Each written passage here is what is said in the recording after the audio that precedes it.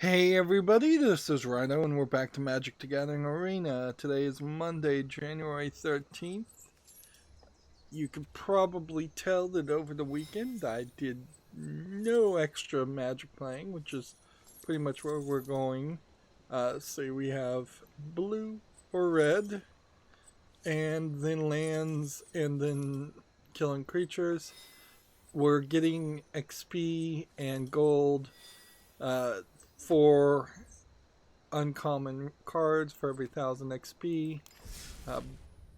This ends in 2 days, this rotation, which would mean something. I guess we play a little bit of ranked later on. We don't have any packs or anything, and we're just kind of waiting for the new expansion to come out. I suppose the store probably has not changed any. It just says things are going away pretty soon. It seems kind of unlikely that anything will change with the new expansion. And I'll say it straight up right now, if it is a case that the only way you can get the mastery level, the good mastery level of Death Beyond Theros is to pay $50, I'm just not gonna buy that. That's ridiculous. Like, I have not a ton of gems, but I do have a ton of gold. So if it costs like 50,000 gold to get the upgraded level, the upgraded version of the mastery, this level down here compared to the top level, which barely gives you any reward at all, which is the free level. Yeah, if it costs 50,000 gold to get the master pass for the next expansion, I'll spend 50,000 gold on it. Frankly, it probably would pay itself back even at 50,000 gold, or at least it would get pretty close. But I am not willing to put $50 into this game every 3 months. That seems insane.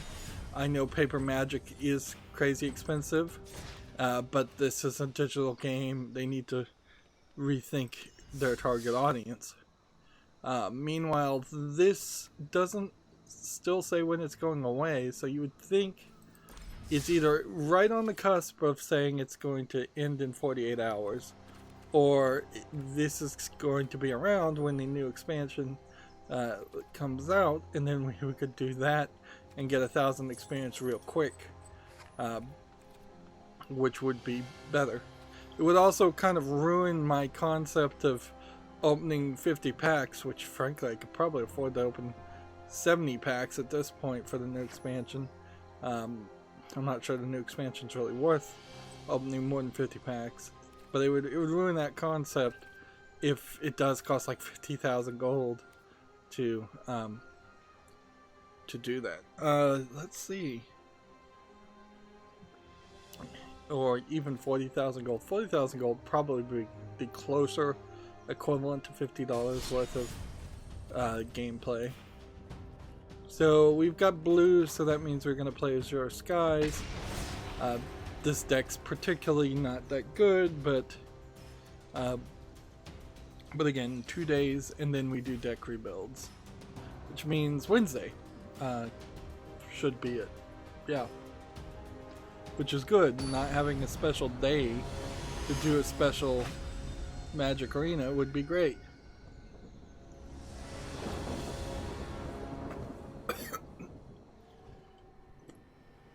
Since this will be my first expansion,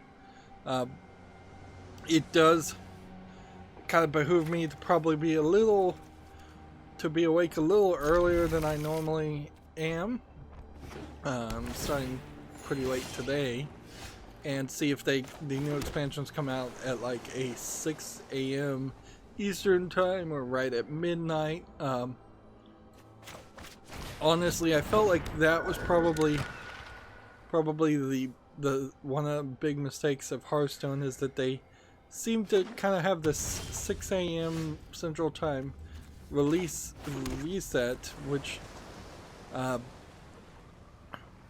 seems to not really equate to like a 0 on Greenwich Mean Time or anything like that. If anything, it was closer to noon Greenwich Mean Time,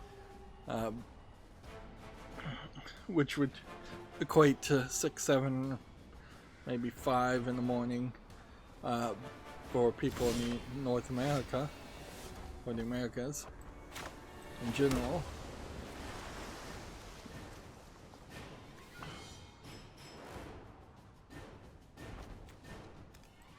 Just go ahead and play characters and draw cards.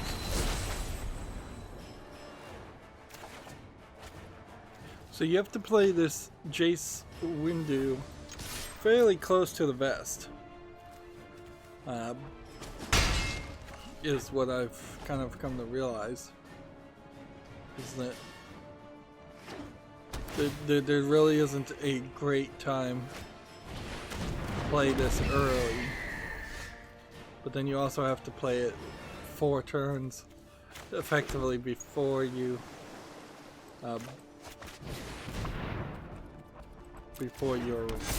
kind of ready. Because it has to get a bunch of loyalty points to do its draw 7 cards.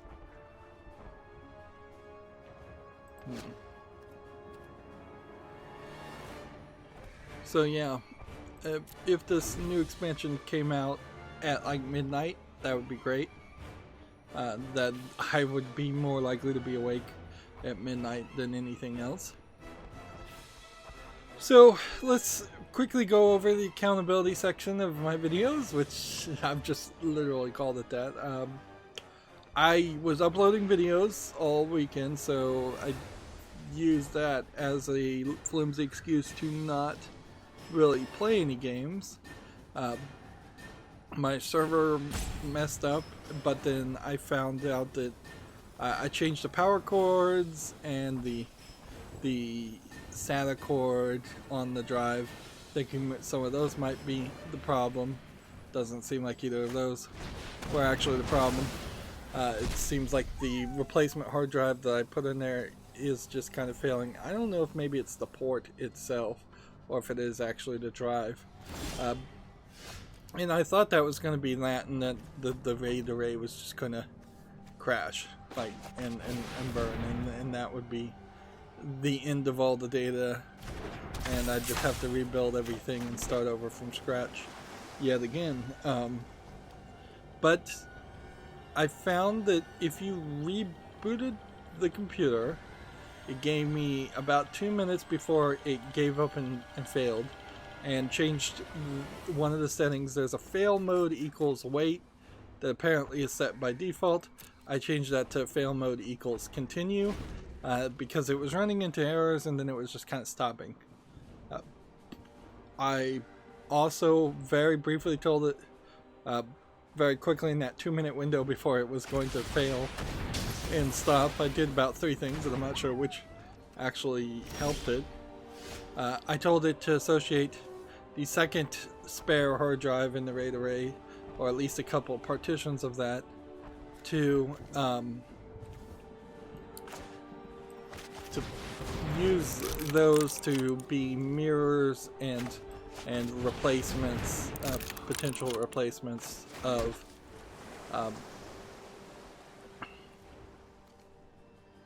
the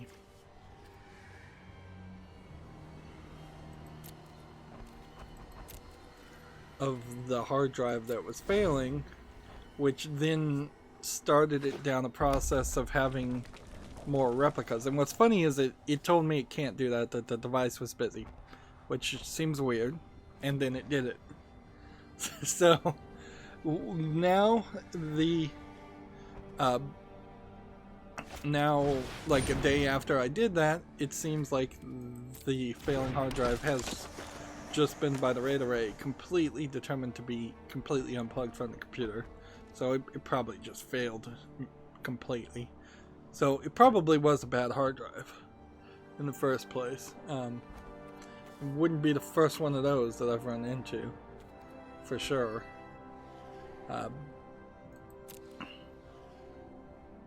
So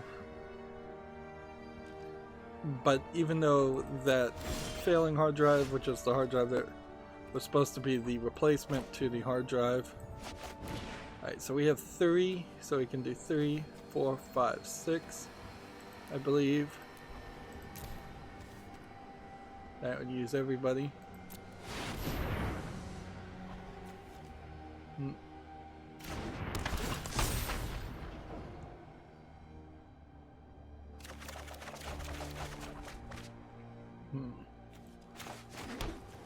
Let's see.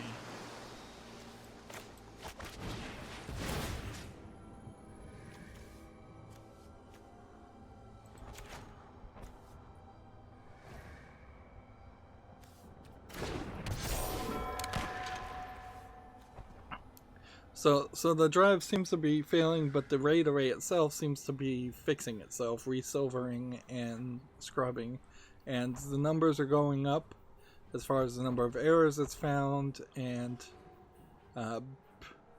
perhaps this is just a foolhardy attempt to recover things that won't be really recovered. But it'd be interesting to see what happens here. There's a chance that there's a chance it will actually fix itself, and then I'll just be in a position where I probably should just remove the 2 failed hard drives in the array, which will be the next step, and try and plug in some new hard drives in as spares.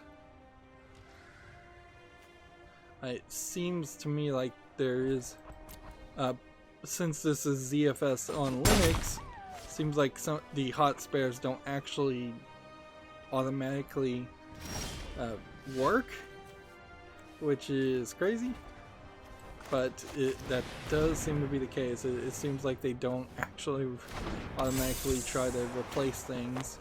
You have to kind of manually tell them to, which, that's crazy. It's definitely not what you typically expect.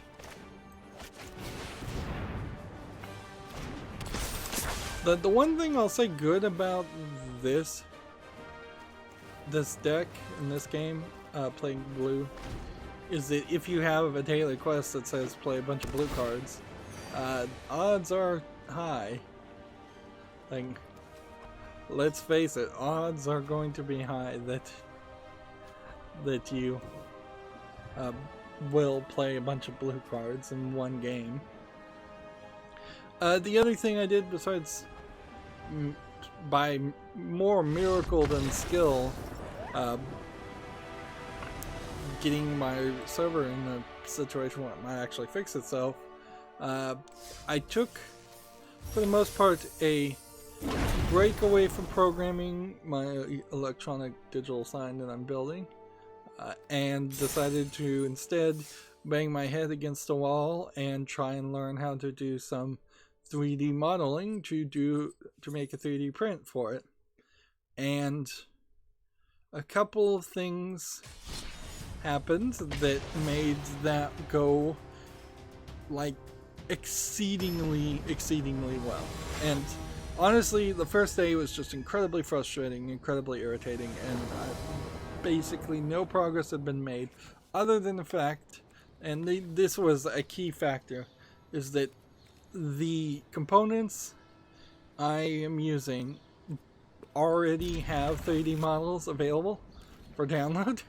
So, because it's an electronic component, because that would be helpful information, almost certainly when they're designing the circuit boards, they can just export that into a 3D model so you can see what it would look like and get all the physical specifications, as like what chip is where, how much space will it take, things like that. I don't think they have weight or anything like that.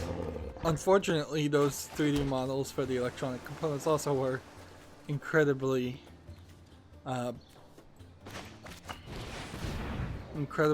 complicated, and so what I ended up doing after many attempts, first of all, I was trying to use FreeCAD, well, actually I was trying to use Cura, which is just a software that prints 3D prints and doesn't modify 3D models. Then I tried to use FreeCAD, found FreeCAD not very featureful and couldn't figure out how to learn it. Then I found out you could use Blender, and I've used Blender for like one little experiment before, and that's all I can really say on that. So I started using Blender and being able to import the 3D models of the components. I was able to build around it, effectively drawing a box around it and just trying to figure out how to use the software, which Blender is not easy to learn. It is not intuitive. It is really crazy. And I spent the entire day frustrated, and then the next day, after sleeping on it, and this does just happen to me, and I imagine it happens to other people too, is that after sleeping on it, the next day I had amazing amounts of success, and the model is now done, and it's not such a simplistic model that I was expecting it to be done. I figured I could have easily suspected that it would have taken a month alone, well, at least a week. I would say a week, probably, to make the 3D model. And no, I got it done, I think, in 2 days. Now, a lot of things are still up in the air, like, will it really 3D print? Will this actually work? Did I use the right part models, or am I going to find out that the thing I'm using is just slightly different than the thing I was modeling, and the important parts are in the wrong place? I could easily see having to print this a couple of times and just rebuilding it and making modifications, and even the act of making modifications might be another couple of days, because at the end of the day I did not really learn how to use Blender. I just got very lucky and was able to do the thing I needed it to do. And there are issues potentially with tolerances, so I could see it being there. I'm trying to put some snaps in it. I could imagine the snaps just break off completely. I could imagine the snaps are too thick, and thus the board can't actually snap down in it. I'm trying to avoid using screws, because metal screws would just be more effort, and it's not really worth it. Honestly, it wouldn't even be metal screws, it would be vinyl screws. Let's see. Turn target creature.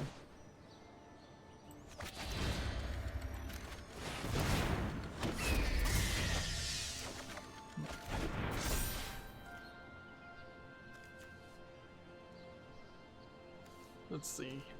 Guess we could attack with this and this. There's kind of no reason not to. Even though that's not really even the strategy of this blue deck. So yeah, I just had a huge amount of success. I don't own a 3D printer, so I sent the file to someone I do know that has one that will hopefully help me and do me a great favor and tell me that yes, this file will print, and yes, this file looks good to me, and then hopefully they will print it out and mail me this prototype thing. Now, that's not the final solution by any means. Once it's locked down, the design, I'll probably start dealing with Thingiverse or some other site like that and just have 3D prints mailed to me.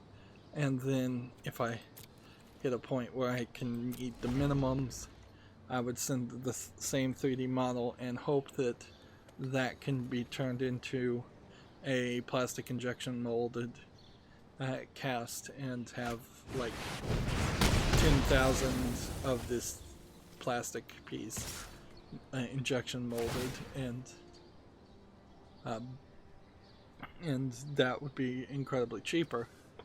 But there are certainly still a lot of ifs before that happens. One in particular is that I'm using a development board that I probably won't be using at the end of the day, which will probably change the settings a little bit. And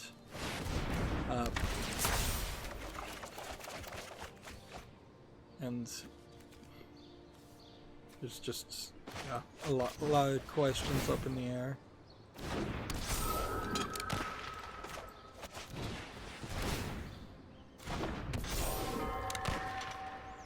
Let's go ahead and attack.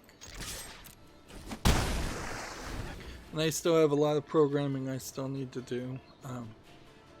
I definitely have spent a day or two in the programming just moving functions around and trying to get things to work and trying to get all the settings to work. Trying to set it up so that it can auto update and maybe auto apply settings. I think that might also be helpful. Although for that to work, then there'd have to be some kind of MAC address associated with it that there's no easy way for me to get the MAC address off of these chips and print like a sticker and then put a sticker with a MAC address on it.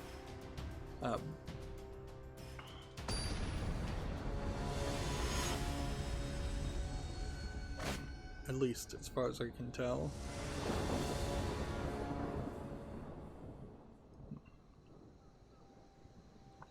Although in the workflow that very possibly might be exactly what has to be done anyways, is that you just have a automatic installation process where you plug the device in, it spits out a number, that number goes to a sticker printer with like a QR code or barcode of a MAC address. I haven't put any thought as far as like getting actual UPC codes and selling it through a store that way. That would be much later in the game if it actually got in stores, and so that's a UPC code would definitely not coordinate to like a serial number or a MAC address or anything like that. So that's not a high focus. Alright. Let's see. Magic Arena says on January 16th at 8. On January 16th at approximately 7 a.m. Pacific Time, 15 UTC, they will be doing scheduled maintenance for about 3 hours. This is, I imagine, when they would be putting in the new version of, they're deploying version 1.04.00, yeah, which I imagine is the next expansion, or preparation for the next expansion. So that kind of does say that they aren't expecting to release it until the new expansion until about noon.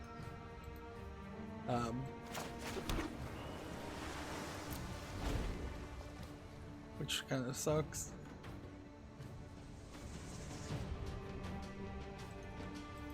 We don't have a ton of games that came out over the weekend. which is kind of good because last week we were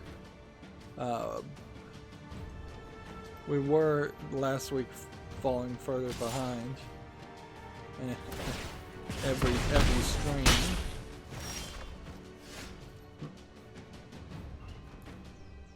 So yeah, I plan on, after today's stream, which won't be super long,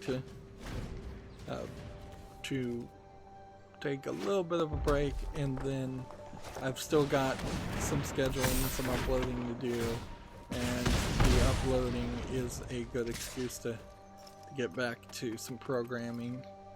I'd like to get the networking part and the calendar part, the main part of it, in a much better situation than it is, because that code has just not been even written yet, and it should have been written by now. I've gone off in some side directions, but if I can get a functional device that's ready to go and can auto update, that would be great. It could certainly be helpful.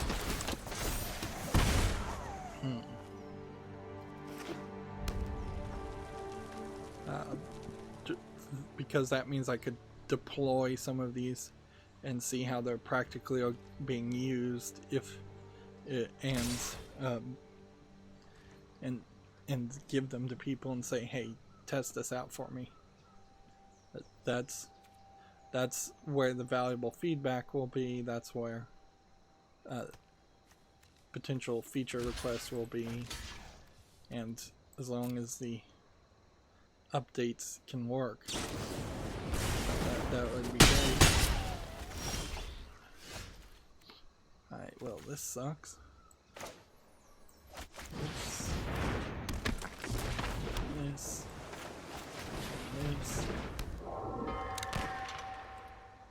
Didn't know it back. But yeah, currently at this point, it's not a fully running, even in its prime function.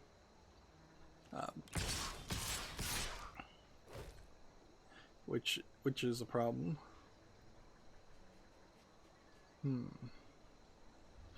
Unfortunately, looking at the news, I think we're going to be set with Eurogamer a couple of years ago tried to post a article about The Witcher, frankly, every couple weeks, and so the year Witcher 3 came out, they were talking about it non-stop, just obsessed with it, and that's one thing I don't want to see in mainstream video game journalists, is just game fanboyism. I don't think that's helpful or informative. I don't think that's really professional. As much as I might say something like, I love the Portal series, it's one of my favorite games, that's really all it needs to live up to. And I've never been able to get around to listening to the Giant Beast cast because of their new ad download things, which honestly, this may have just saved me. Their actions literally may have just saved me ever having to deal with listening to the Bombcast or the Beastcast again. Let's see.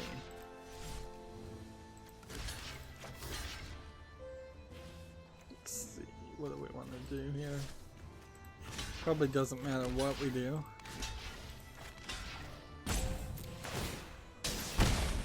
Nope, didn't matter one bit.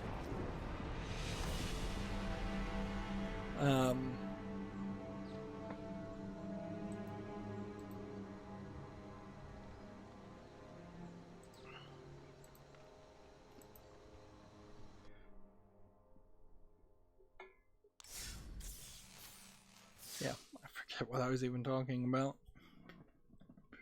Lost my chain of thought there. The world boss on Destiny Child is done, which I did not get that character. I spent a ton of gems, like 20,000, 40,000 gems, which are the premium currency. I didn't spend money, thank goodness, but I guess we could play red spells. Or we could stick with blue. Let's just stick with blue and see if we can gain some better understanding of the blue style card game. I don't think really we can. I think we'll probably end up just getting rid of it. I'll tell you what, one more game of blue and then we'll move on to red.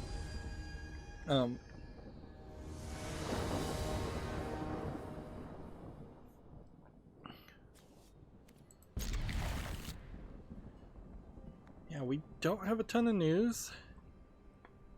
And it does seem like we are going to get Witcher news nonstop. This time from TechRaptor instead of Eurogamer, because I've long since stopped listening to Eurogamer. But yeah, I was trying to make a parallel that Dan Reichert probably is a great example of video game fanboyism, who really only wanted to do things or talk about things. Talk about a handful of games, Mario Party and Metal Gear games, and yeah, he really wasn't, at least unless he was writing articles, he really didn't seem like he was reviewing any games or being handed any games to play or actually playing any games if he was being handed them. And it's kind of crazy that it wasn't fired. I kind of respect Giant Bomb and more if they had said, Dan just has not been doing his write-ups, and we're laying him off for that. But they clearly don't have what they call write-ups, which is you've got to write up an article based on at least one game, 1, 2, maybe 3 games a month. And it does seem like if you were to just kind of measure their month-to-month output as far as content, unless they're putting a lot hidden behind that paywall or a lot in written form, it does seem like they barely cover 1 game a month per employee, per writer.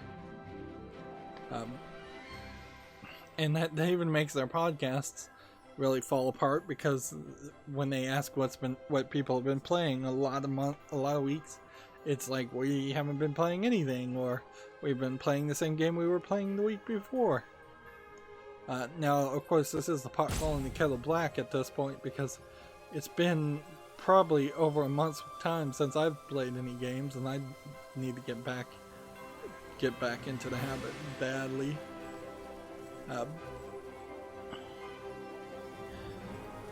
But I guess that's kind of it as far as the accountability section, so let's go into the news section. We're not really any further.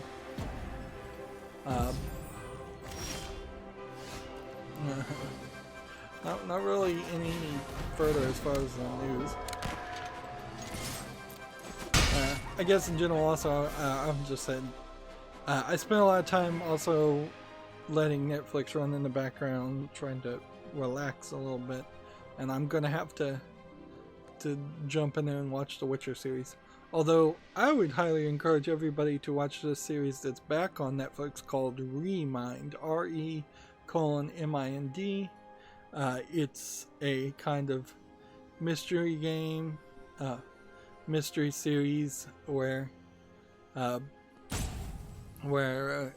it's a live action thing where a bunch of, I'm gonna say, Japanese schoolgirls wake up chained to a table, and they have to figure out why they're there, and at certain points the lights pop off and people just disappear. So it's all very surreal. It's all very like weird, and so they're talking about what's happened in their life or what they might have done that had ended up with them in that situation. And the girls know each other, and they all go to the same school and such.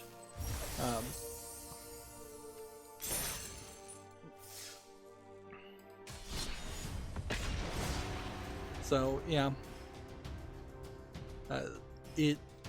in a weird way feels a lot like an anime, and it may have been based on a manga or an anime, but I found the live action quite intriguing to start with as an idea.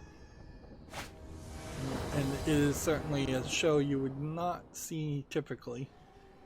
Where, of course, The Witcher is going to be on Netflix forever. Like, there's no way that The Witcher series is not going to be on Netflix. Also, Lost in Space Season 2, with all those child actors looking like the same age as they were in Season 1, which aired 2 or 3 years ago, it feels like. Which can only make me assume that they had these people recording non-stop with very little breaks, so the kids didn't grow up and age out of it in an unnatural way.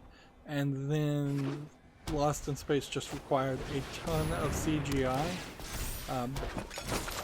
which I wouldn't be surprised if that is exactly the case, and they may have 3 or 4 seasons in the bag.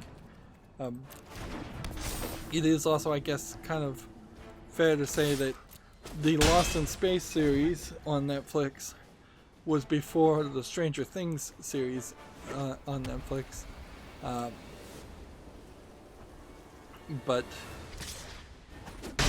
And so they may have decided to do things differently, because they definitely are doing the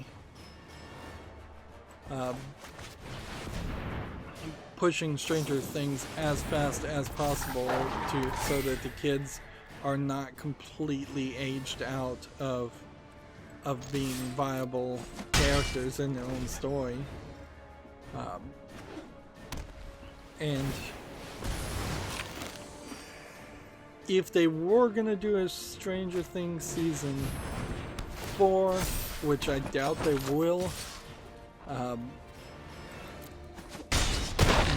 they probably should consider jumping forward in time and replacing all the child actors with look-alike characters. That would be my guess, my best suggestion there.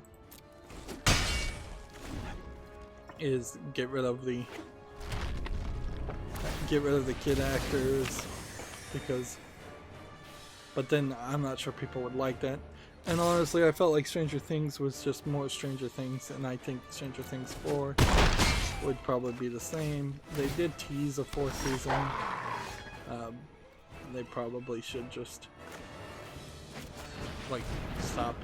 They probably should move on to something different.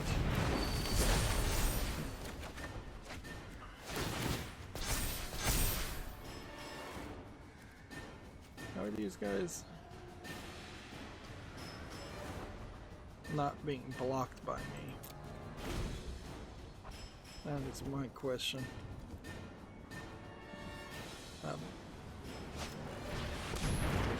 I would also like to see the Lost in Space series continue to be good. It's certainly not going to get its due at this point, unfortunately. That's just not going to happen.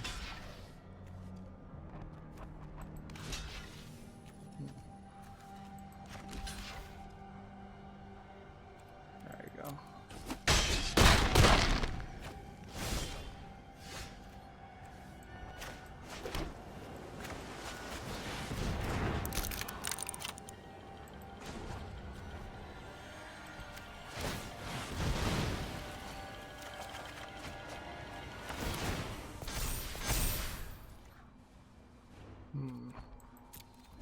Can I survive a couple more turns?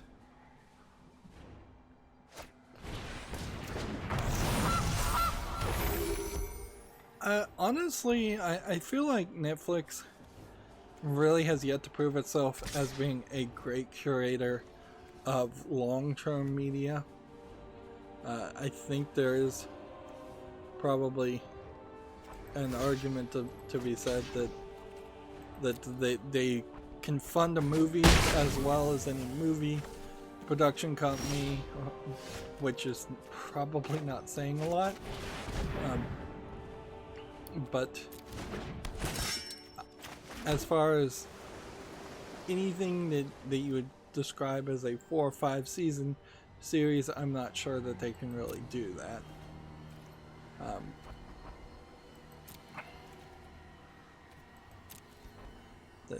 And I'm not even sure regular TV channels can really do that anymore.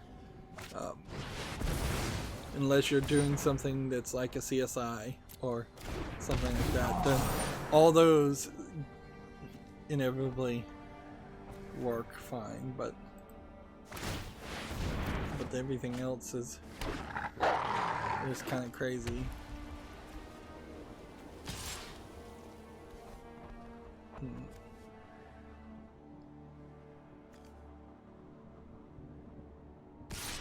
How many cards do I have left? Like 41. It really is.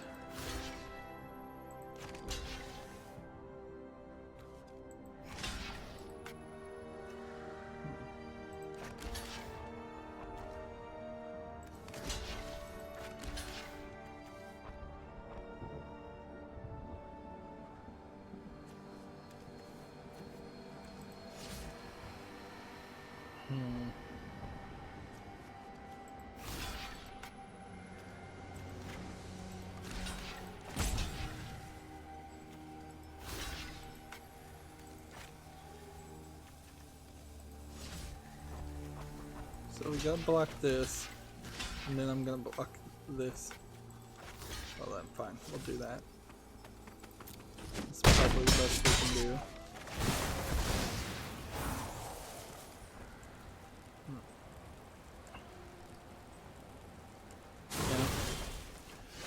Yeah, if and this is a big if, somehow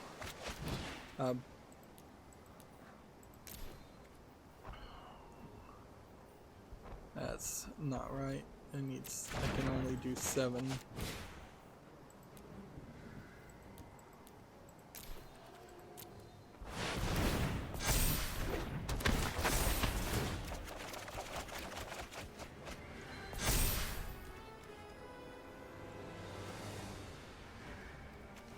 Which 7 is too many.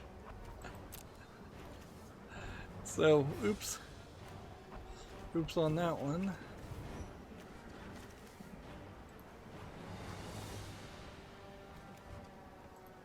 It goes two islands. Yeah, if Netflix had something like The Mandalorian, and The Mandalorian on Disney Plus actually does go like 5 seasons, which I'm not really sure it will. There might be something to that,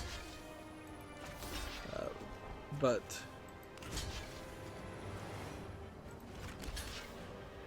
I seriously question even if that's a true statement.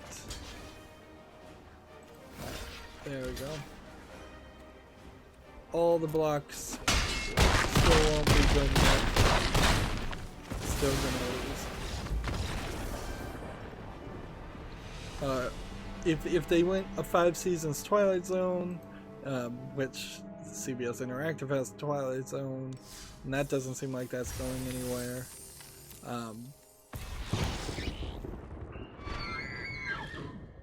Well, that sounds like that's a good card.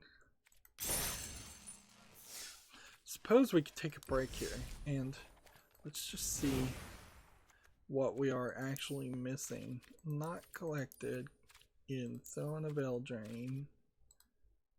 Alright.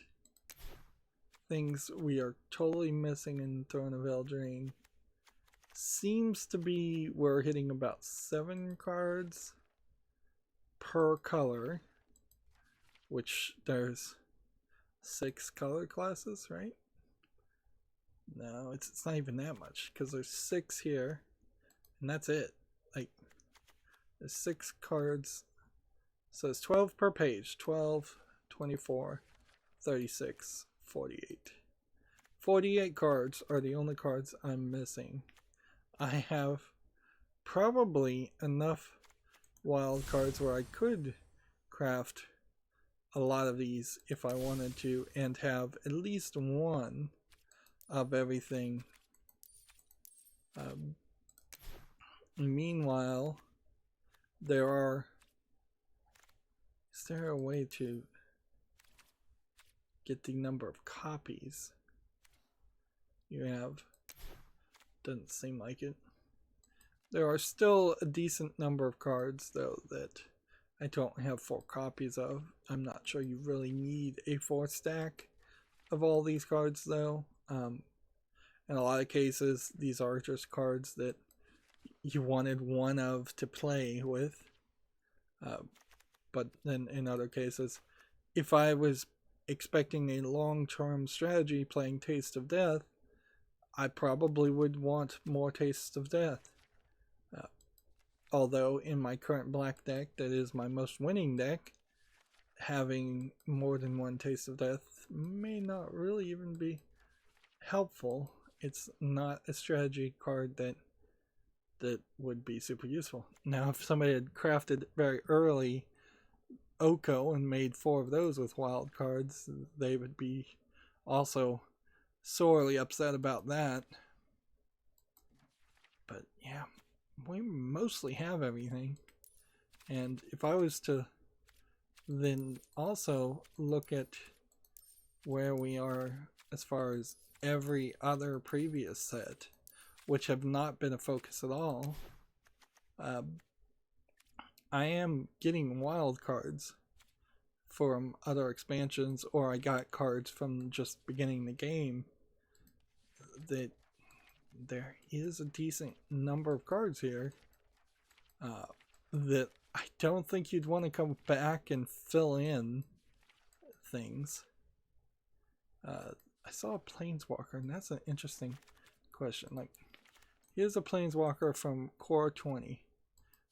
I assume those Planeswalkers, even if the Core 20 are not playable, will get re-released in Core 2021, and then you'd have to get them again, or you would have to play by some kind of local rules that says you can play Core 20 cards whenever,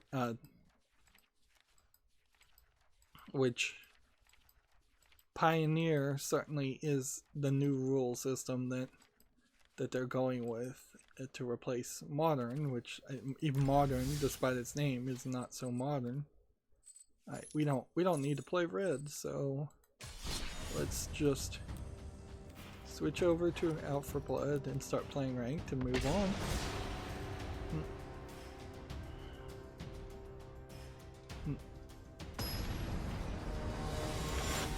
It would be, I think, shocking to all, including me, if somehow they stopped printing Planeswalkers and they tried to kind of remove Planeswalkers from the series.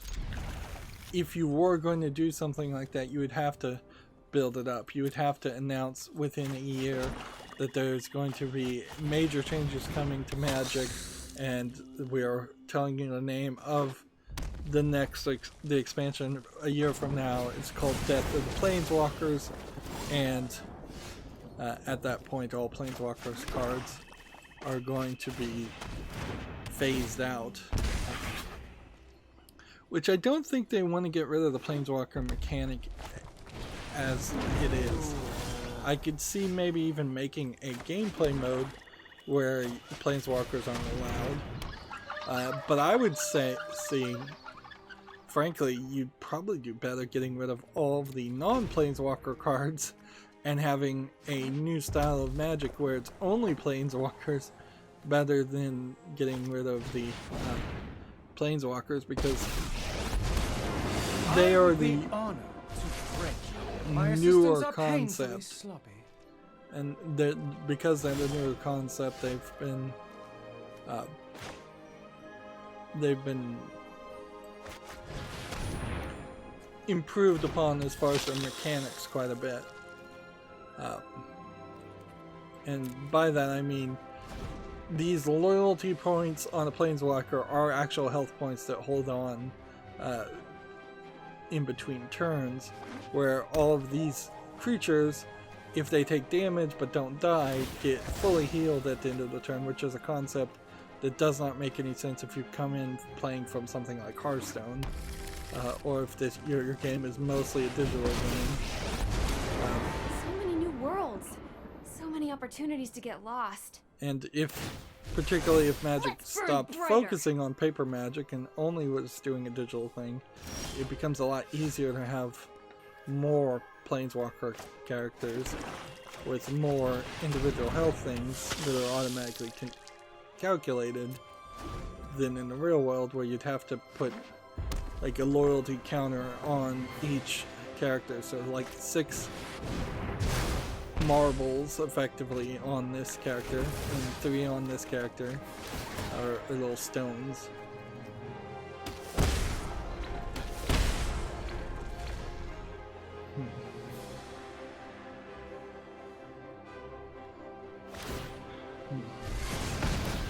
Hold on, I'm gonna try something new.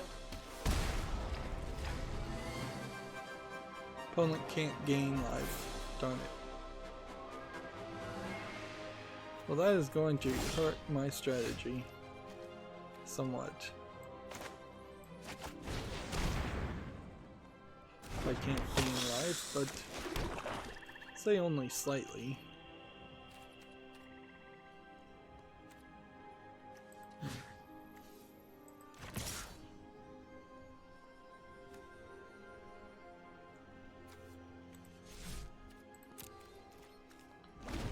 Moving on with the news, Game Sutra has an article. There's a report China to further regulate online games and streaming the curve addiction. You can see it's not much of an article here. Reported by TechNode. Yeah, and we kind of knew that. Like, as soon as you knew China started to make regulations, it should have been I just want to hug all those fairly obvious that they were never going to stop, and that this literally is just going to be a constant a constant made-up problem with the solution of them, the government, having more control, and regulating the personal internal lives of their citizens, and more importantly, have you seen my them hair? having a stick to regulate video game companies and businesses, and that may do something that irritates them.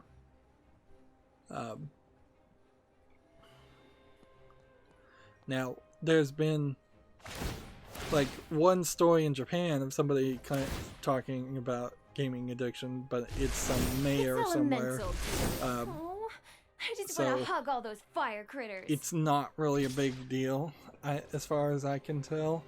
Not being an expert in Japanese politics, but my general idea and understanding is that unless it's something that the Prime Minister really wants to have happen, not a lot happens and not a lot changes. And there are just a lot of politicians that say a bunch of things, and if you haven't heard of me, then get ready to meet my flames. And don't really even do anything. They make empty promises. I adore an audience. There was another politician or teacher or something speaking against like the anime styles in Japan, and that's not gonna get them anywhere, certainly. Fire can be This is funny. You have like Chandra Awakened Inferno, and then you have Chandra Novice Prominence. Sure hope you can't handle the heat. So this is the other thing about Planeswalkers, is that there's just like 3 different Chandras here, which is the same character, probably somewhat tied to some kind of book or something that they were trying to sell. Which, the fact that Magic is selling books based on the events of Magic is a mistake, in my opinion. Like, it does show a lack of focus on just making the game great, and it does seem like there are definitely cases where Magic expansions and Magic as a card game just is not as good as it could have been because they went in some side direction to sell some other thing instead of just focusing in on the main product. Moving on, TechRaptor has an article here, Light Matter Review, which looks like not light matter, it looks like control. I guess maybe it is light matter. Let's see what they have to say. They gave it an 8.0. Light Matter's puzzles are shockingly smart, and getting that aha moment is brilliant. A little more refining, and this might be a true first-person classic puzzle. Alright. Pros are funny story with fantastic voice acting, extremely smart puzzles, and perfect pacing. Cons are strange split between puzzle types, and the lack of physics made the world feel off. Alright, so I need to figure out if Light Matter is on Steam, and then put it on my follow list at the very least. See, I'm going to potentially have to revise my opinion on Steam's release schedule as far as adult games, because at this point it doesn't feel like they were trying to catch up as much as they have just decided to kind of abandon the delay that they were putting in, or having just one person look at games that are lewd or that are adult in nature, and instead having just kind of allowing those kind of troll games and those kind of lower effort games that are selling on sex in as much as they were allowing anything else in. So what I'm looking at right now, and it's not really YouTube friendly, is a game called Shake Your Body, which the entire video is a 3D model girl doing a dance routine, which the animation rigging honestly is not too bad, and she's in kind of a one-piece leotard bikini, and it seems like that's mostly what it is it's just a 3D models dancing with some, here we can just show this, some catch the music notes as they move in VR. It's free, so I guess the price is right, and it's English full audio, but you can see the thumbnail here is showing some bikinis, and the other characters were dancing in bikinis here. This is alright. So this video is actually kind of highly polished, but the rest of the game looks very unpolished.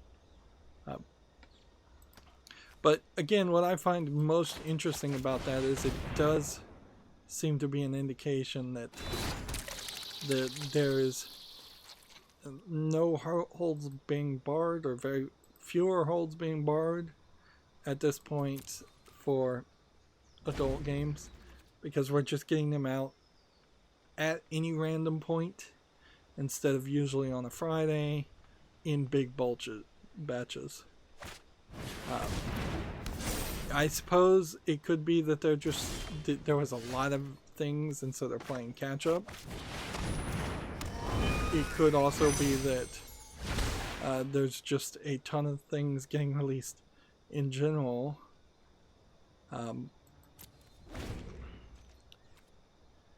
It would be interesting if there was some shakeups at Valve, but it would almost certainly be some employee or contractor shakeups that happened because of the new year, and there's like new employees with different mentality in charge, more than actual employees of Valve proper in Redmond, Washington, somehow being laid off. Right. So I'm just gonna attack with this. And maybe that'll be a mistake, maybe it won't. But I kinda need to do it.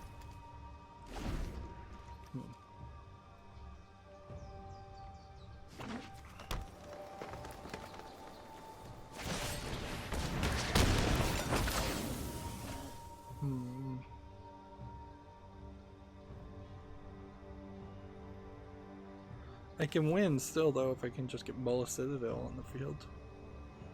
So I'm fine.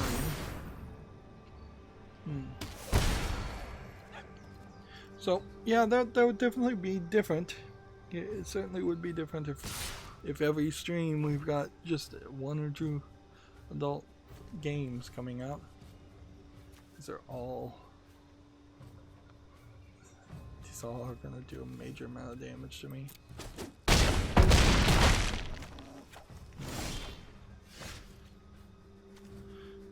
Right. Let's bring that back.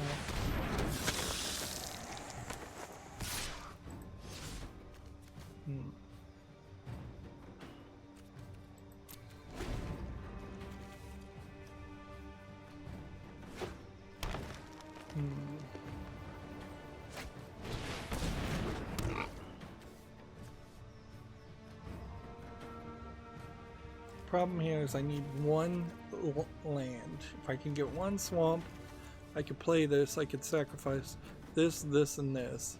That would force him to sacrifice probably this, this, and this, and leave a 6/6 on the field, which would put me in a decent position. And then next turn I could use the food.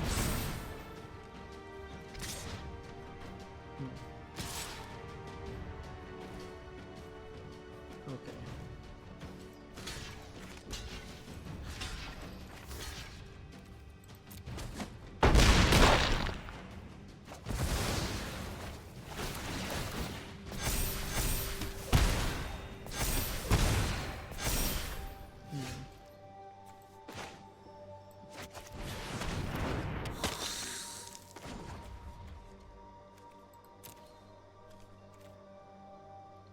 Okay. I don't think that's gonna work.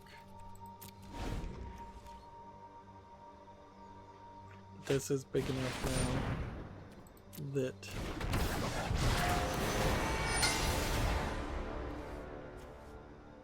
I think I might be able to pull this off. Maybe.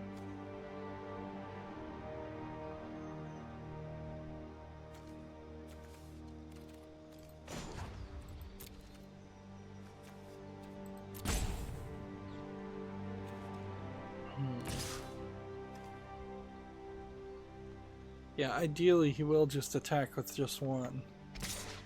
If he attacks with 3, that's gonna be a pain, because I'm gonna have to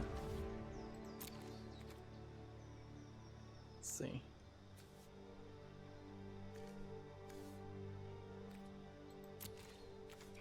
Alright, so I'm gonna have to attack, block with this, block with this one, and block with this one.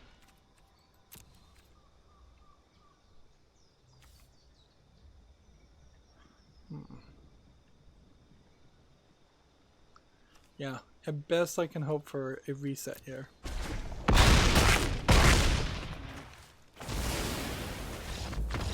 What happened there?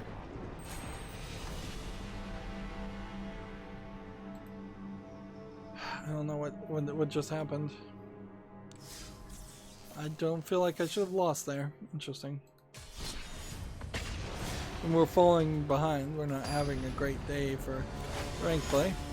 Next we have a game on Steam here called Go For A Walk. I didn't curate any of these games. This looks like it's just a low polygon asset game. Maybe you play as a dog. Free, so I guess the price is right. English only. Full audio allegedly. Yeah, playing for playing as a dog or a fox or something. Yeah, there's nothing there. Let's see. Next we have a game on Steam called Board Games VR, which seems like it is taking the concept of having board games, which we still kind of need a good board game on Steam, something other than Tabletop Simulator, which I'm not sure actually works great. Not to say that this looks like it would work any better. But then they put it in VR for no reason, so it's $19.99, which is a little too expensive for a VR game, and just something that doesn't work for me, and doesn't work for most people, because if there is any kind of multiplayer in any of the board games, that means not only you, but your friend then would have to have a VR headset, so you're talking $1,200+ worth of equipment just to play what would effectively be a $10 board game, even if you had an extensively large collection of board games, and even extremely rare ones. It still doesn't really make sense that you would want to play those in VR. I would argue board games probably should start coming with digital versions for free. Like, it would make a lot of sense if you went and bought Monopoly and it came with a Steam code for Monopoly, and Monopoly's not even good, but it would make more sense if that existed, if that was a thing. Or at the very least it came with like some kind of code for something on Android or iOS. Even if it was just like an add unlock code for a free-to-play version of those games.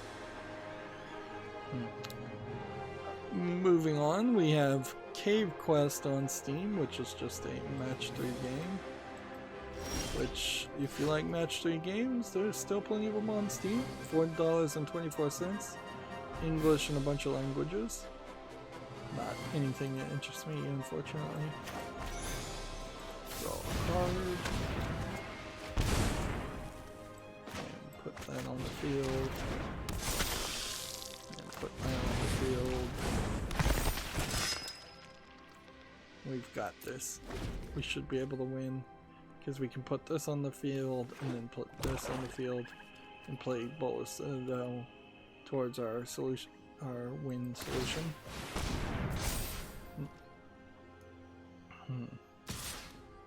Next we have a game on Steam here called Shine's Adventure 3 Sea Fight, which looks like it's kind of a asteroid shoot 'em up bullet hell game. It looks to me like it's probably a Chinese game, because this is just kind of all over the place as far as the art style. There's a lot of screenshots here of text. There's a lot of just buttons and things that look like mobile game stuff. It's $2.39, English, Russian, Japanese, Korean, and Chinese.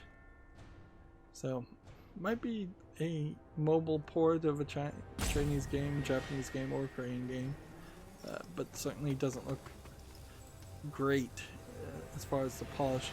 The gameplay looked a little frantic, looked like it might actually be a little interesting to play, but I would say that's about it. Alright, well, do I want to let him attack or do I want to block?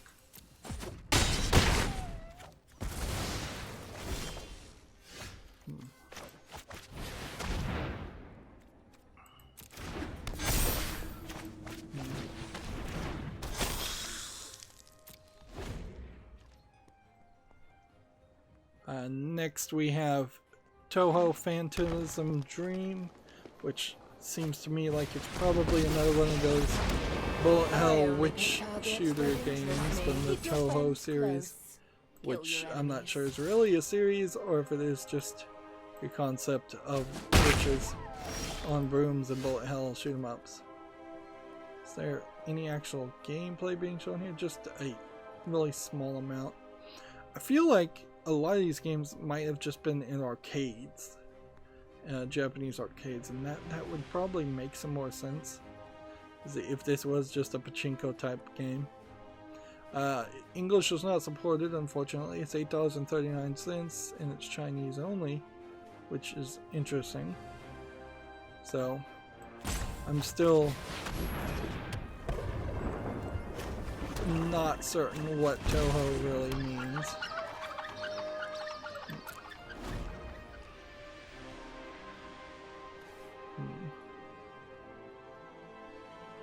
But I would also say the Toho style of games also never look particularly interesting. Pirates and I get along because we're both cutthroats. Next, we have a game on Steam here called Excel X, which seems to be some blackened out models, so it can be an asset flip and an infinite runner. Well, I suppose they're just running faster and faster, and jumping and dashing and avoiding things. It seems kind of wacky. $2.99 English and Japanese. This might be a funny mobile game, and it totally looks like a mobile game being ported to Steam, but I don't think it's a great experience. Right, well,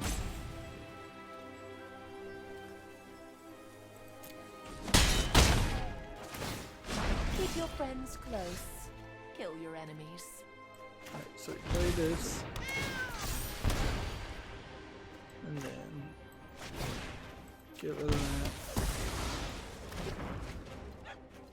that, and then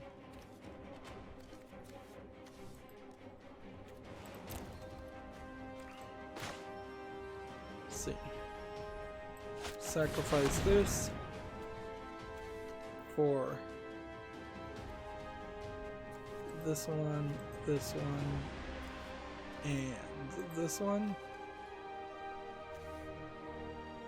Hope this is the right move. Then he's got to sacrifice 3 of his guys.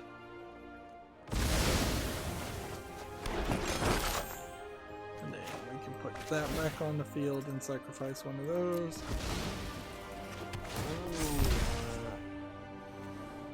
Right. Meanwhile, we can play this, and we can bring back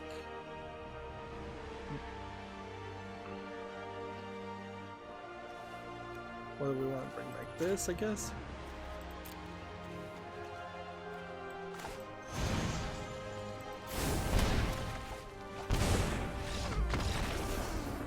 I screwed up there. Would have won too if I had paid better attention, I guess. That sucked. Well, we're not doing great as far as playing ranked, so let's pull out of playing ranked and just try to play regular, and see if we can get more victories. Here's a shocking bit of news. TechRaptor has this article. GTA 4 has been delisted on Steam. The game has been removed unexpectedly. Let's open up a link and see if that's still the case. With no fanfare or warning, the game is no longer available for purchase on the platform, as well as digital download missing from Rockstar's website. Players who purchased GTA 4 already on Steam can still re-download it and play it, but for everyone else, the game is no longer available. I wonder if this was a music license thing, or they just didn't care anymore because GTA 5 and GTA Online. This would be, frankly, the first indication of a GTA series or Rockstar game being delisted. It also could be speculation of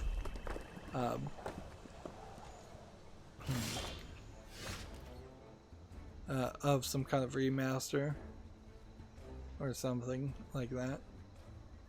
But I think we can find the answer fairly quickly if we just look here. GTA 4 required games for Windows Live accounts, which to make a local account for games for Windows Live, it was a frustrating and confusing issue, certainly. This also has DRM of Secure ROM, which I don't think works on Windows 10 anymore, and a third-party EULA. So I wouldn't be surprised if a new version, just a patched version of this game, shows up.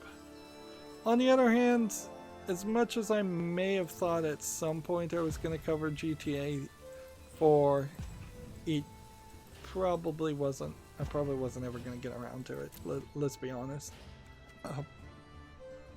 They could easily, I think, in the GTA 5 engine, take all the stories of all the previous GTAs and just like remaster those missions in such a way that they run in the new engine and that you're just gonna have a better experience. Plus, if you had 4 or 5 different characters that you play as and 4 or 5 different like storylines that you could go through in some kind of GTA anthology, you might be better off with something like that in the first place. So yeah, I guess now the only way is maybe if you got a key, maybe if you went to the Humble Bundle store right now and got a key for GTA 4, you might be able to get this. See, they did patch out the game, some of the game's music in 2018, but I would say it's probably they're tired of supporting it, and I wouldn't be surprised if there is some kind of remaster in development and they just haven't announced it yet.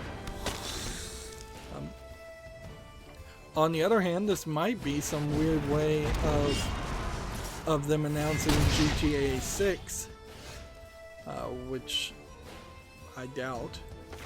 I would more believe that they're nowhere close to developing a GTA 6, and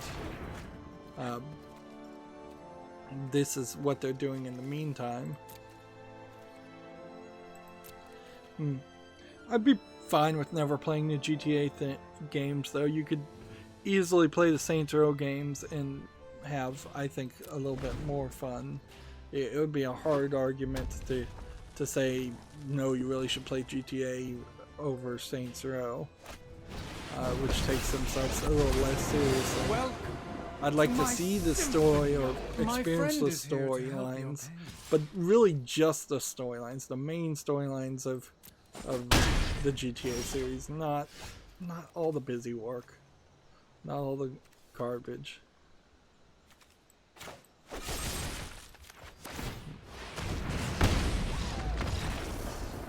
Jeez. I am not having I'm not having any real success today.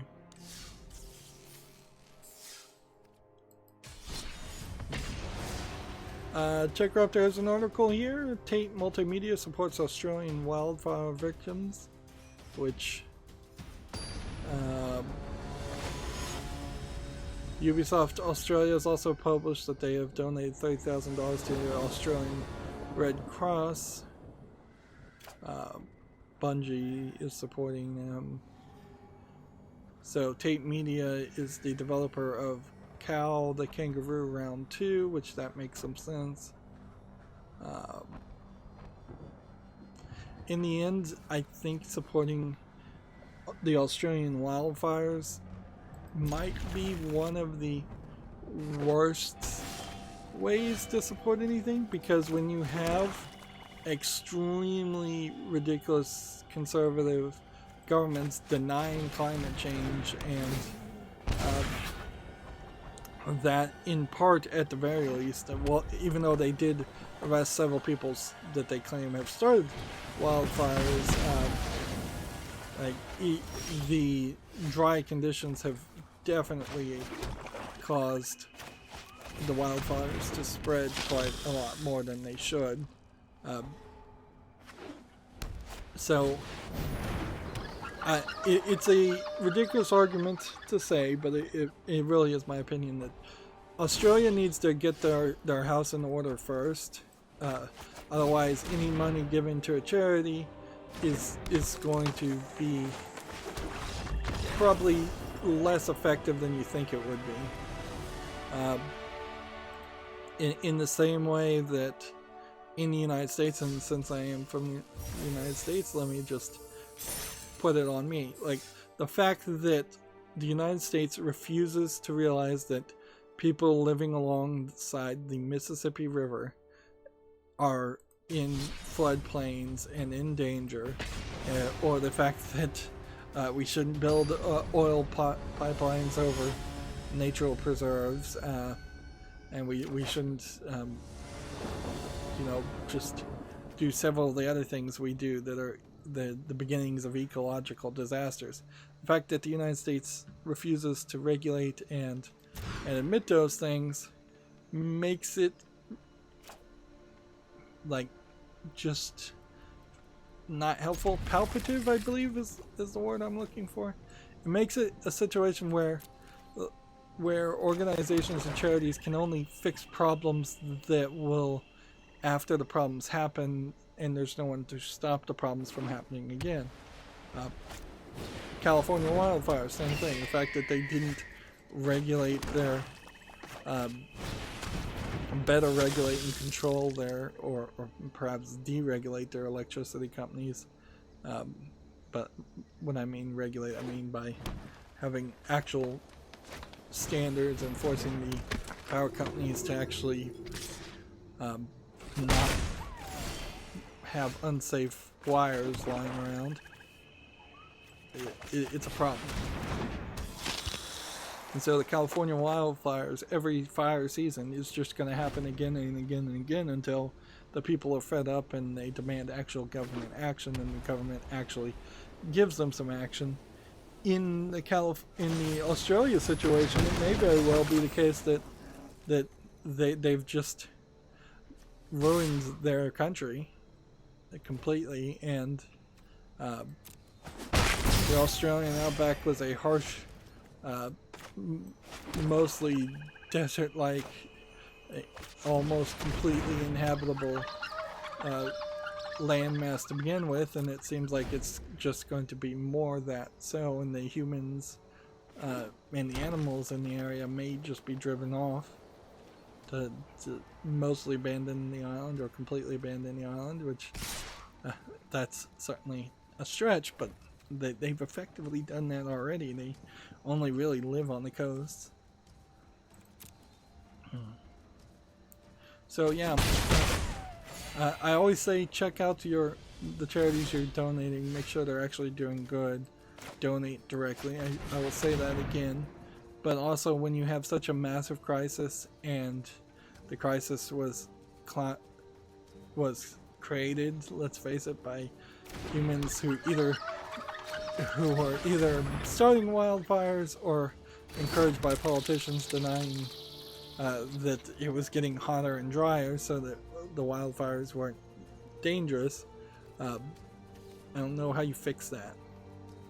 Like, it gets down to the point where they very well may need to just have a German-style, it is illegal to be a climate change denier for a while. They may just have to go extremely totalitarian on it and try and stamp out that idea completely. Because, yeah, I don't know what else you can do. Because even if they stopped all the fires right now, my fear is there'll just be someone else that starts a fire. And frankly, it feels like this may have been intentional actions of some kind of terrorism of some sort, but the same thing happened in Brazil too, is that a bunch of farmers are burning down forests so that they can plant and try and make money from them, from it, and it may have just been that there was a lot of slash and burn happening in Australia. Regardless, the Techraptor has some articles to, like the Australian Red Cross, New South Wales, Victorian County File Authority, and Wires. And video game companies are certainly virtue signaling by supporting these things. I would also say these fires are kind of a great example of you should probably focus in on your own local issues a little bit more, instead of an American trying to do something to support wildfires, which, I mean, that certainly is a tall order. Give me life. And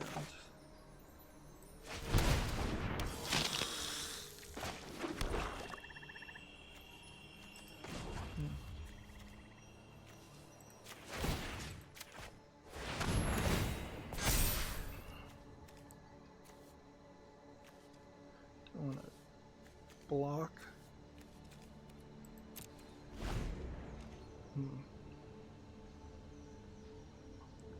Moving on, LibRetro has RetroArch 1.8.3 has been released.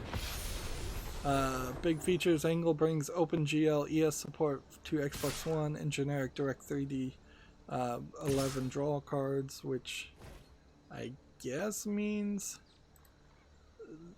if you're playing with RetroArch on PC, you would have like more support for drawing or better drawing.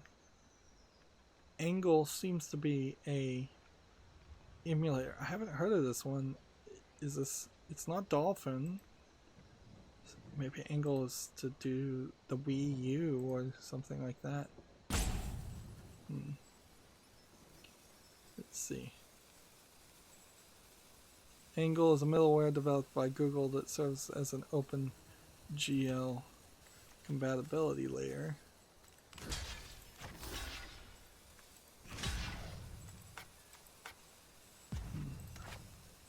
Darn it.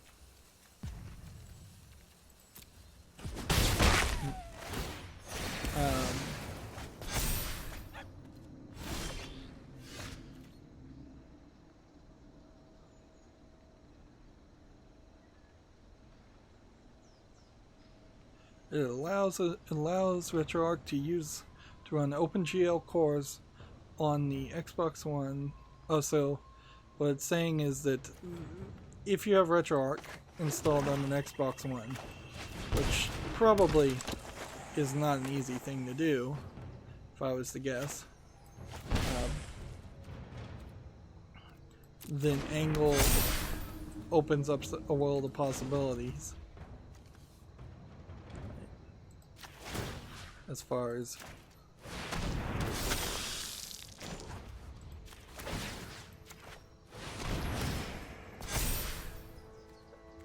let's see,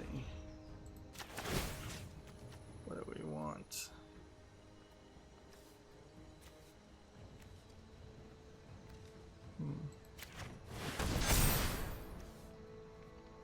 Okay. Can we do anything? And we could attack, then you would have to defend. We could attack here and you could defend. Nope.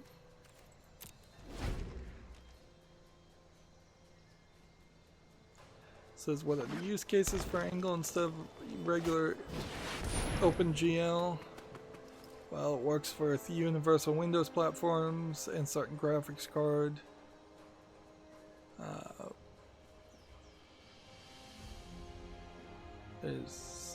Let's see. There have also been some NetPlay enhancements, and RetroArch 3DS Race has been added. They've added the Neo Geo Pocket emulator called Race, R-A-C-E.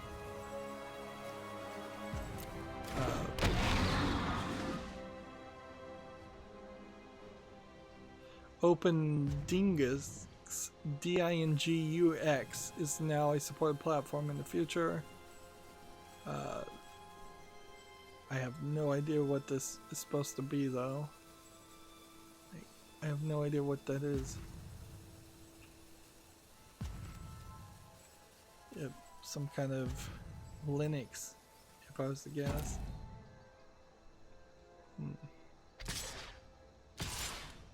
And then cores generally are getting improved, but those aren't mentioned in this press release. So it seems like that was very Xbox One specific as far as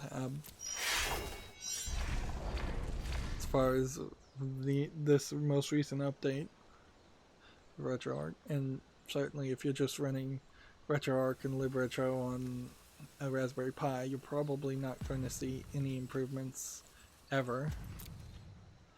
See, I can activate Bullish Citadel at any point, so this is what's ruining me.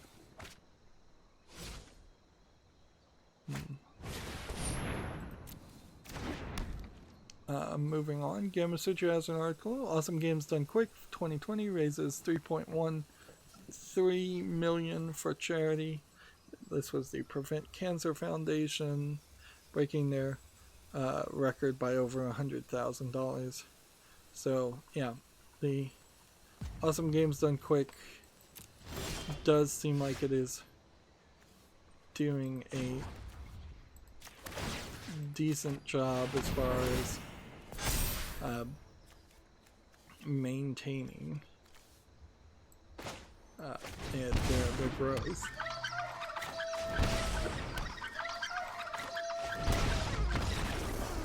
Oh man, I was not paying enough attention. The fact that it lets you do that without an "Are you sure" is crazy.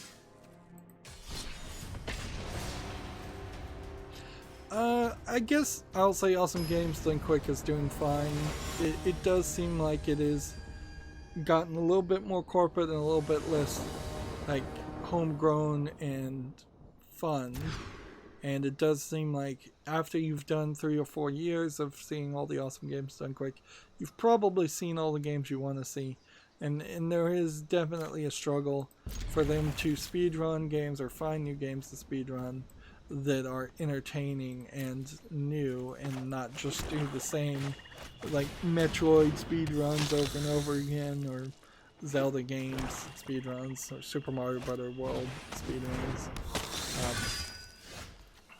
A lot of these speedrun communities, I suspect, don't really even progress too much, so they are kind of, it's the same person in the lead, and then it becomes kind of pointless to have somebody else who isn't probably the person who has the world record come and speedrun.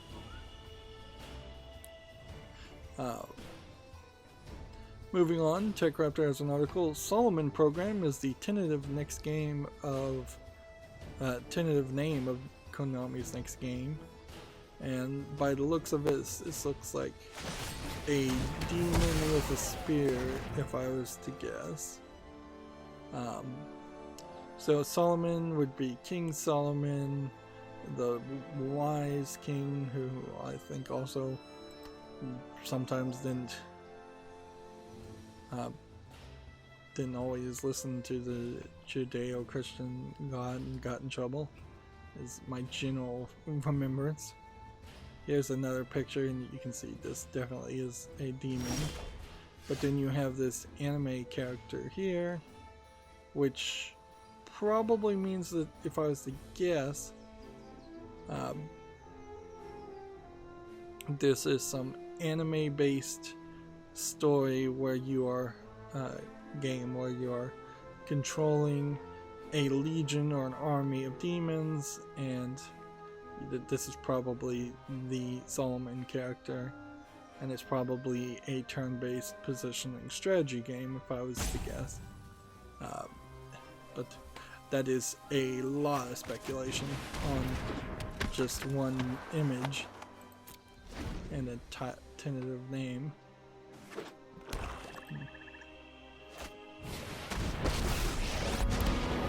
you surrendered now, next we have I'll have time probably for the tea. biggest news. Xbox won't kick off the Series X or Xbox Perish X the thought. generation with next-gen exclusives. This is better said that it is first-party next-gen exclusives. And I would say also it seems like they're going to only be doing that for maybe 3 years, maybe just 1 year. Yeah, not really. Which I think the realization here that's kind of pretty obvious is that Xbox probably doesn't have any lineup that they think would be system sellers. Looking in the previous generation of Xbox One and PlayStation 4 consoles, there really wasn't a ton of system seller games. Nobody wants to be where the Epic Store is right now and have all that backlash of exclusives, and almost certainly this decision is a direct response to all the backlash that happened, and a lot of that backlash happened frankly 6 months to a year ago when the Epic Store started doing exclusives. They may very well be trying to break the Epic Store in a lot of ways. Like, I wouldn't be surprised if Microsoft was a little bit afraid of the Epic Store, because the Steam store has been fairly willing to allow games that had games for Windows Live in the past on their Steam storefront, and you can see that there is definitely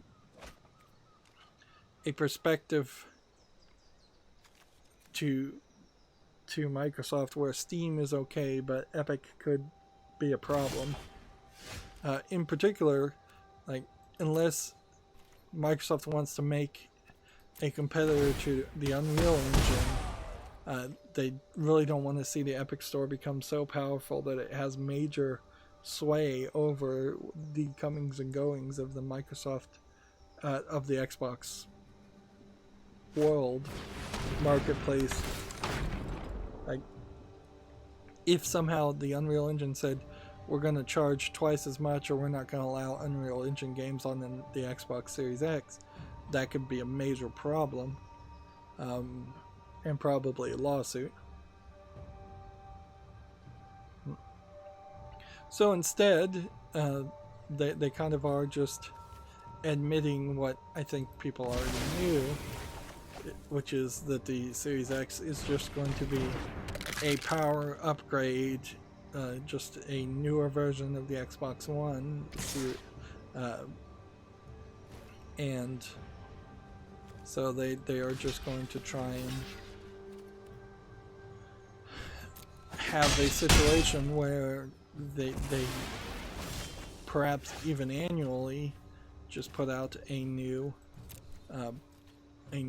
hardware revision, and then every time a new hardware revision comes out, it will just be a fully backward compatible improvement in the hardware. Is scary, but underneath, I'm just a normal. Speaking of which, of upgrades in hardware, like, having bought a brand new video card, I really should be putting it to better use. Like, the fact that I mean, the two things are probably not completely unrelated. Thing to waste. I would not be surprised one bit if I was just not really in a happy position after having to spend like $500 on a new video card that I wasn't planning on.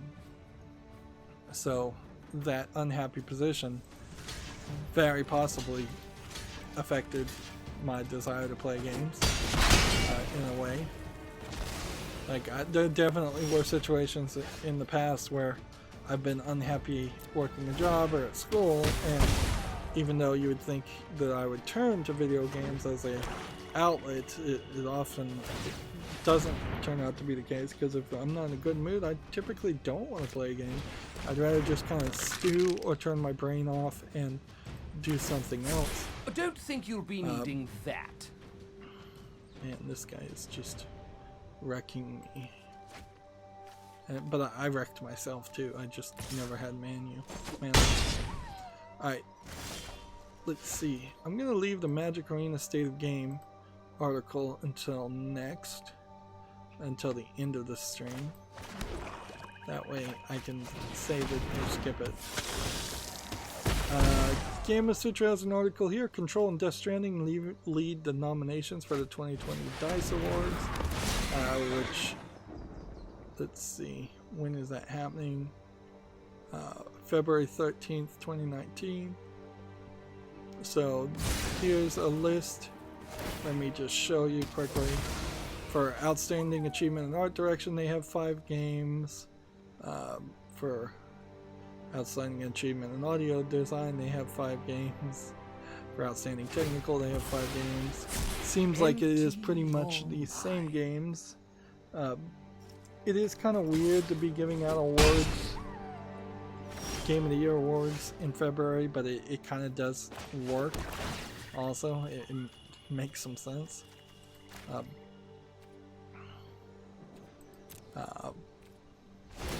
also have Outstanding Achievement in Game Direction and Game of the Year.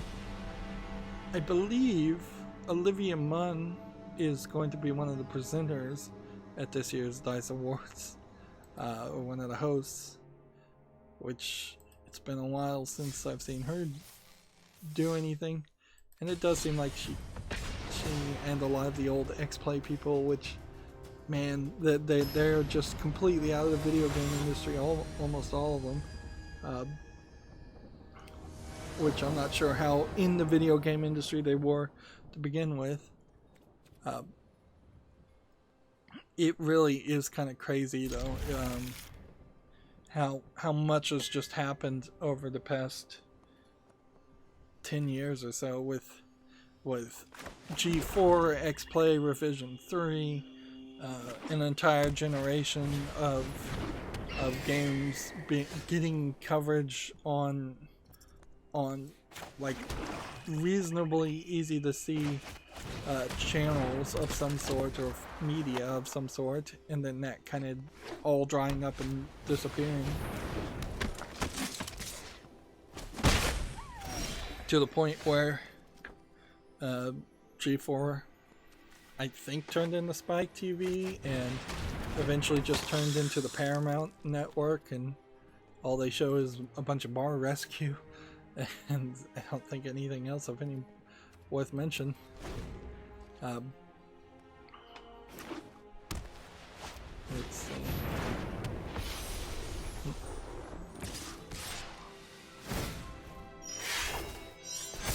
So yeah, there's a lot of stuff that happened there, and it's almost at this point just a false memory. It's like, did that really even happen, or did I just dream all of that up?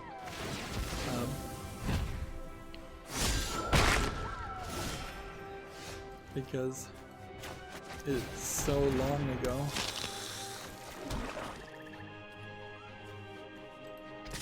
Just gonna go ahead and attack and see what happens.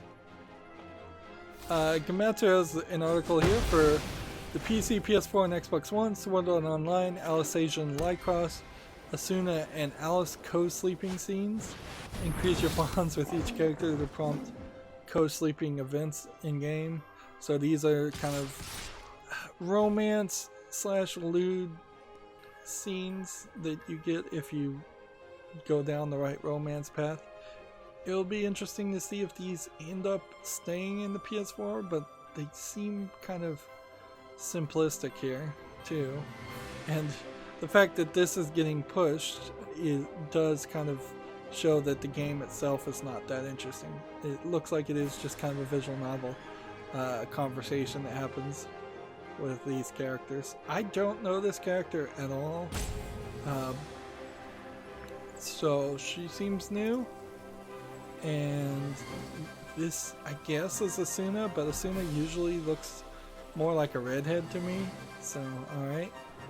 There's a video here, and just in case it's not YouTube family friendly, I won't show that, but it really is just somebody lying down next to you and talking to you. Honestly, I think the Sword Art Online original series was at its best when the main character and Asuna were playing house and having this romance and this life that they were living as they were being trapped into a VR world. But yeah, the videos here are just the characters talking to you, just their mouths slightly moving as they are lying down. Which, honestly, that really is just so milquetoast, if I'm using that phrase right. I mean, so benign.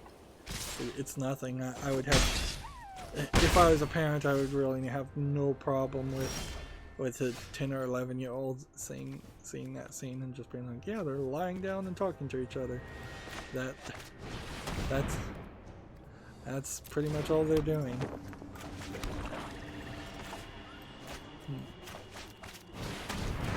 Now, what they're saying is in Japanese, so very possibly could be that they're saying something incredibly raunchy or lewd, but the imagery, it's not even like they were in extreme lingerie or anything like that.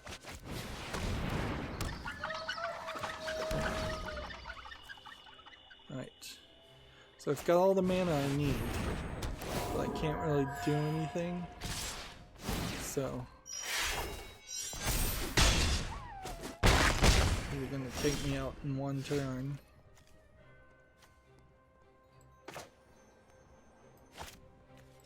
If I play this, I don't know if I would have enough of this, so I'm not gonna play this.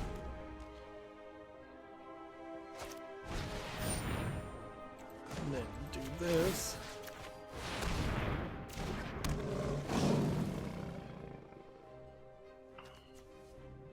And it doesn't matter, I've lost anyways. Tech Raptor has more for you. Chinese Nintendo Switch carts will also be region locked. Whereas I thought the story before was that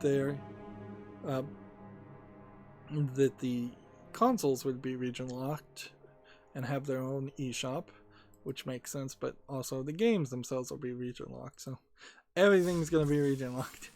And I don't think that's a super surprising outcome.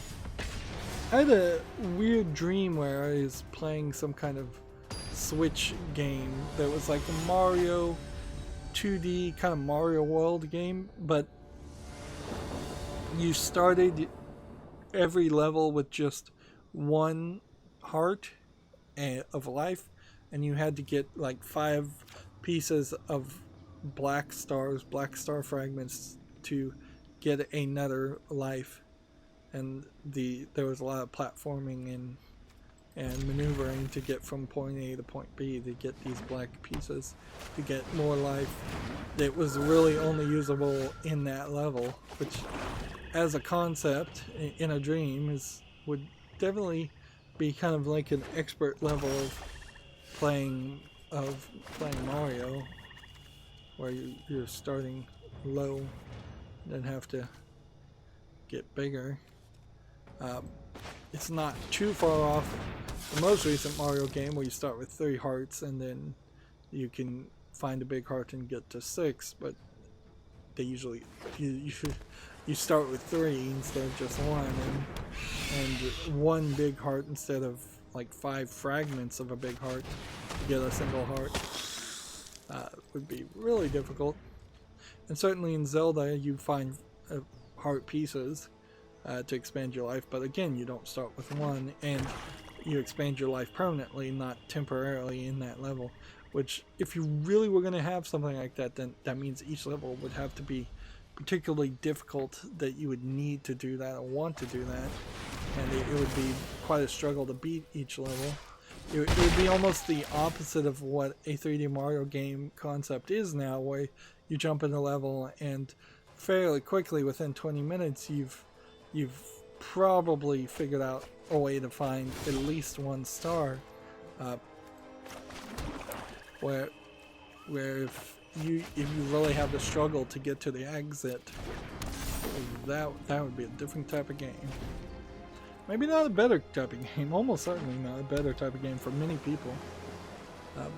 And this is probably also an example of talking about a dream and being more fascinated with the dream than anyone else who's listening. So, moving on, we have a game on Steam called World of Tennis Roaring 20s, which I think I saw this on Early Access like a year ago. It's not on my follow list, though.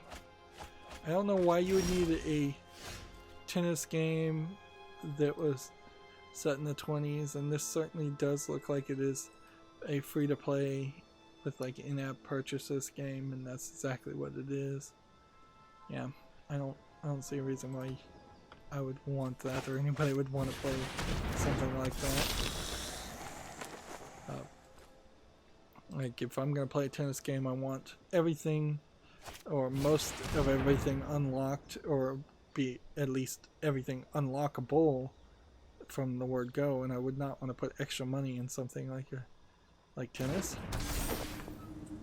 Next we have a game on Steam called Mega Hassan, which I don't know if this is a troll game because it's a Middle Eastern game, or if it is just a platformer that looks relatively fine, that just happens to be starring a Middle Eastern named character, and one would assume he is a Middle Eastern character.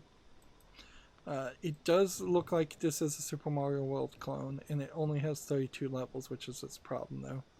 So it's free, and it's English only, and it's got a bunch of characters, faces. So yeah, I don't know what to say here. This looks like a fine free game, almost like a student project. There's as much reason why you would play a Super Mario Brothers style platformer as an Italian plumber as you would, or as you potentially would play a Super Mario Brothers style platformer as a Middle Eastern character. They have no real connection. I could throw, if you were paying money for it, I could certainly be more critical of it and say it is just stealing a lot of the visual aesthetics and such, but yeah. And it's not going crazy. Like, I could see myself thinking, like, let's have a Middle Eastern character smoke a hookah, take a toke on a hookah pipe, and then get the firefly power ability, and then that would be more characteristic. But then that also might just be a stereotypical depiction too. So I could see people getting upset with that.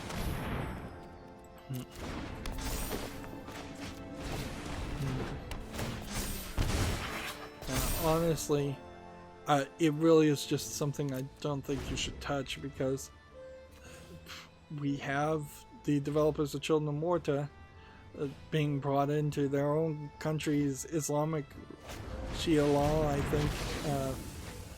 think, courts, because the fantasy story they told was not Islamic enough.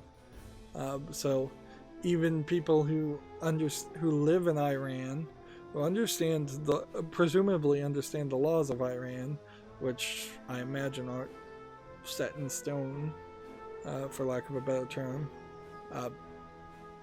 they cannot swim that narrow channel of something that would be acceptable to Islamic law and not deemed offensive by somebody somewhere. So it's kind of forgivable to say that people are terrified to talk about Islam when yeah, it makes total sense to be terrified about talking about it, even if you are Islamic. Moving on, we have a game on Steam called Knock Harder Useless, which looks like a top-down RPG. Seems like it's suffering from dark screenshot Syndrome. Looks like it might be a bit more of an adventure, weird, surreal experience. It's free to play, English and Russian. It's probably a Russian troll game if I was to guess. But even if it wasn't, it doesn't look particularly interesting.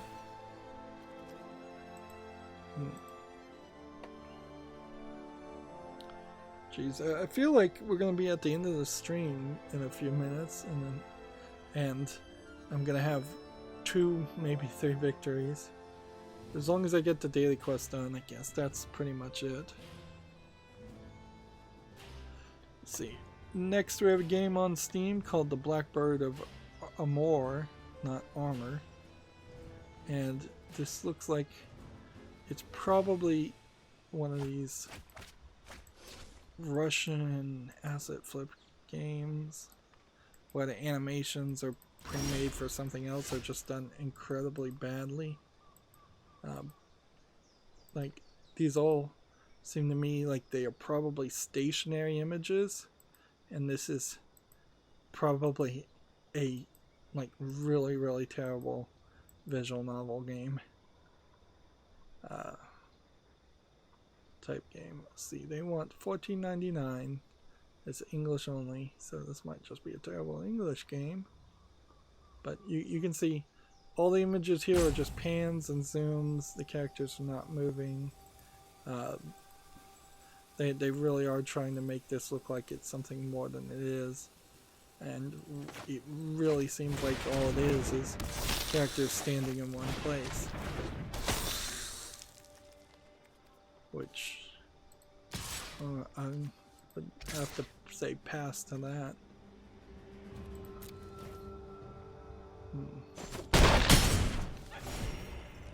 Yeah, the actual gameplay that's being shown here is a completely different interface, and they only showed it for a brief second here. Yeah, completely different interface. Completely different game for the Blackbird of Amor. So, yeah, that's garbage.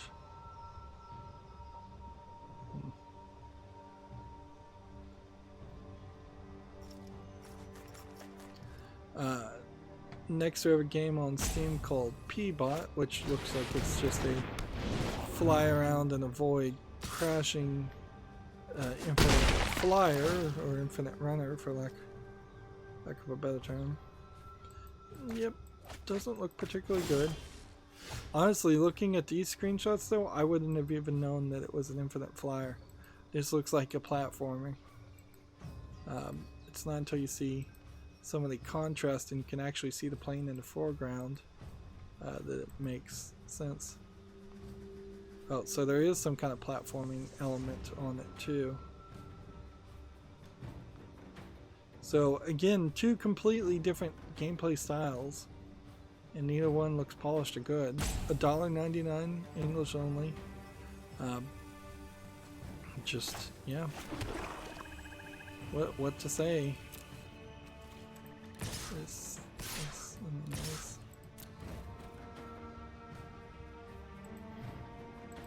Definitely not having a lot of good games that came out over the weekend, but I'm not really surprised about that either.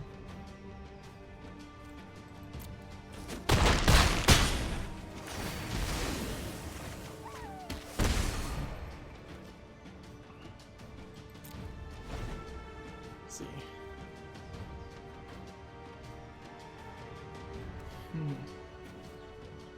Waiting for my turn so I can tilt this character so he won't attack. TechRaptor has the similar article, Call of Duty Modern Warfare Outback Relief Earnings Pledged to Australian Bushfires. There was also a game that I think mostly an unfortunate bit of timing released some Australian Outback themed stamps or stickers.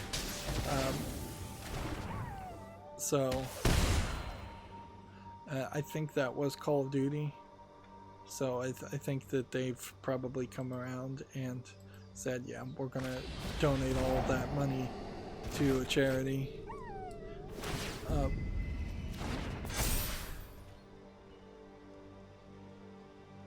Like, honestly, if I had already pre-made some art stickers that were Australian themed, if I was just going through all the countries and making stickers like that, I probably would just hold off until the wildfires weren't such a big story.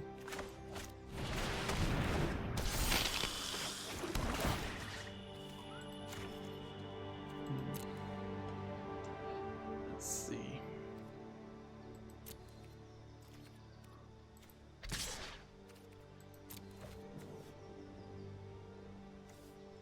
You're gonna defend or what?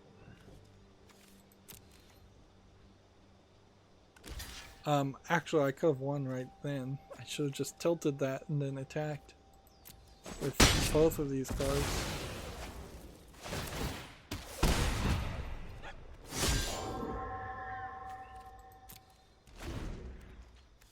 Did not think that all the way through.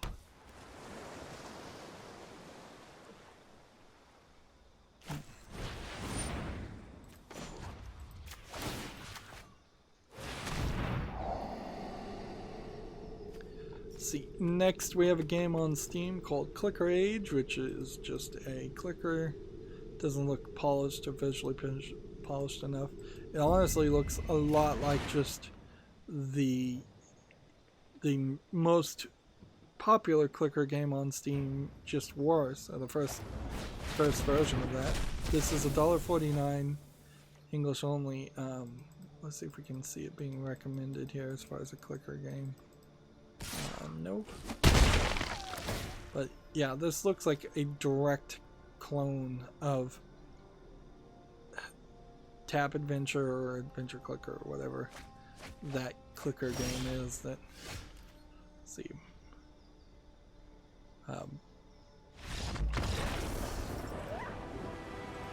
if I can find the name of it real quick. Clicker Heroes. Yeah, just for a brief consideration, Clicker Heroes looks way more polished and works a lot better. Although Clicker Heroes is on the other side of the screen, which would just make more sense from right-handed people.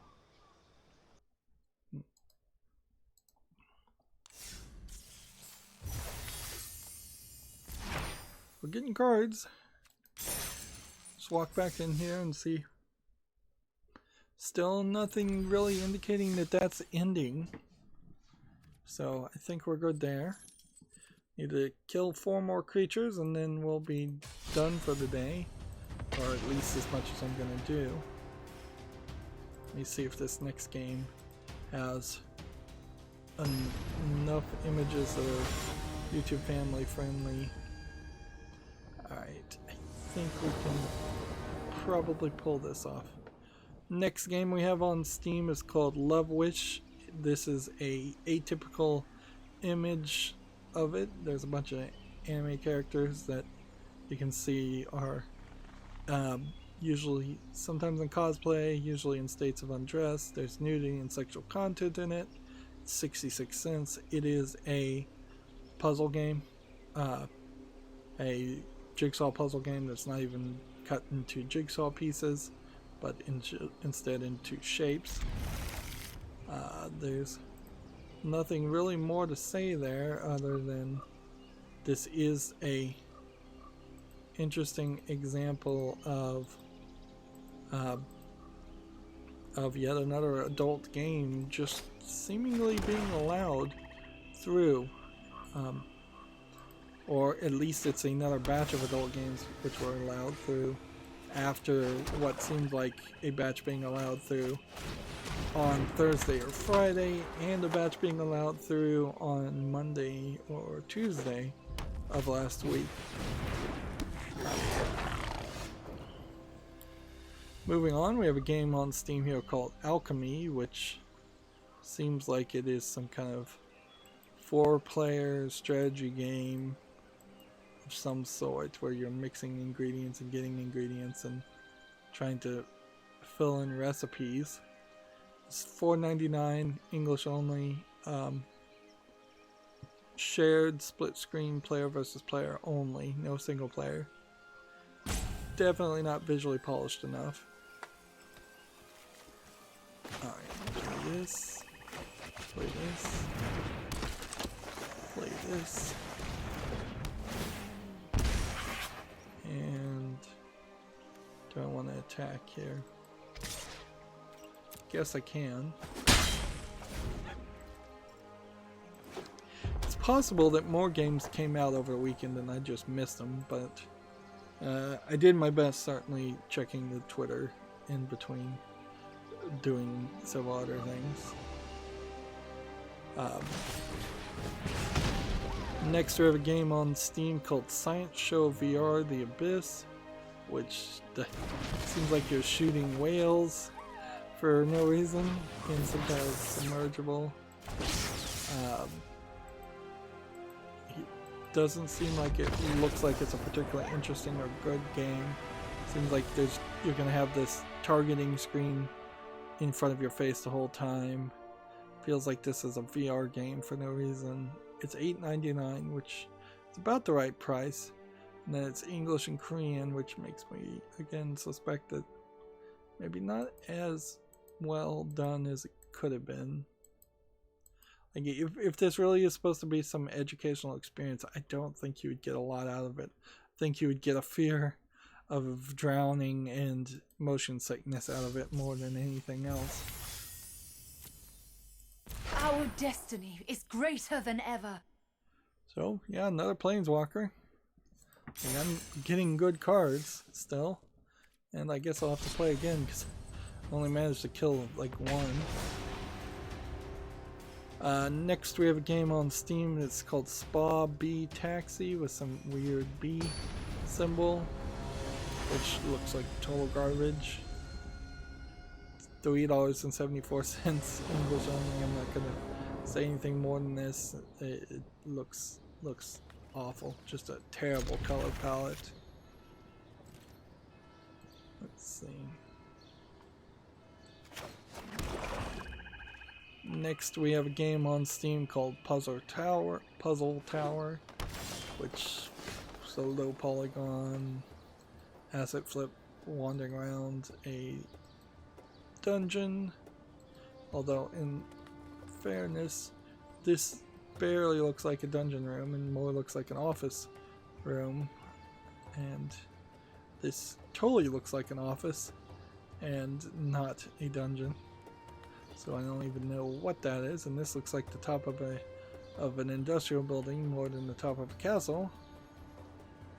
So it's $1.19 English only. Nothing more needs to be said.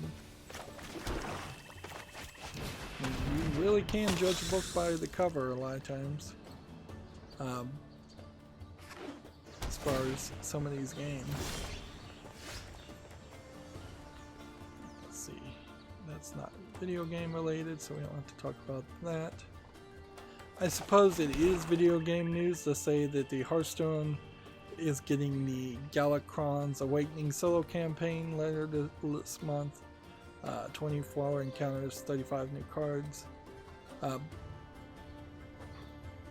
I, at this point, do not have 700 in-game gold. I think that I could buy that if I wanted to. If I, for some crazy reason, wanted to go back and play Hearthstone again.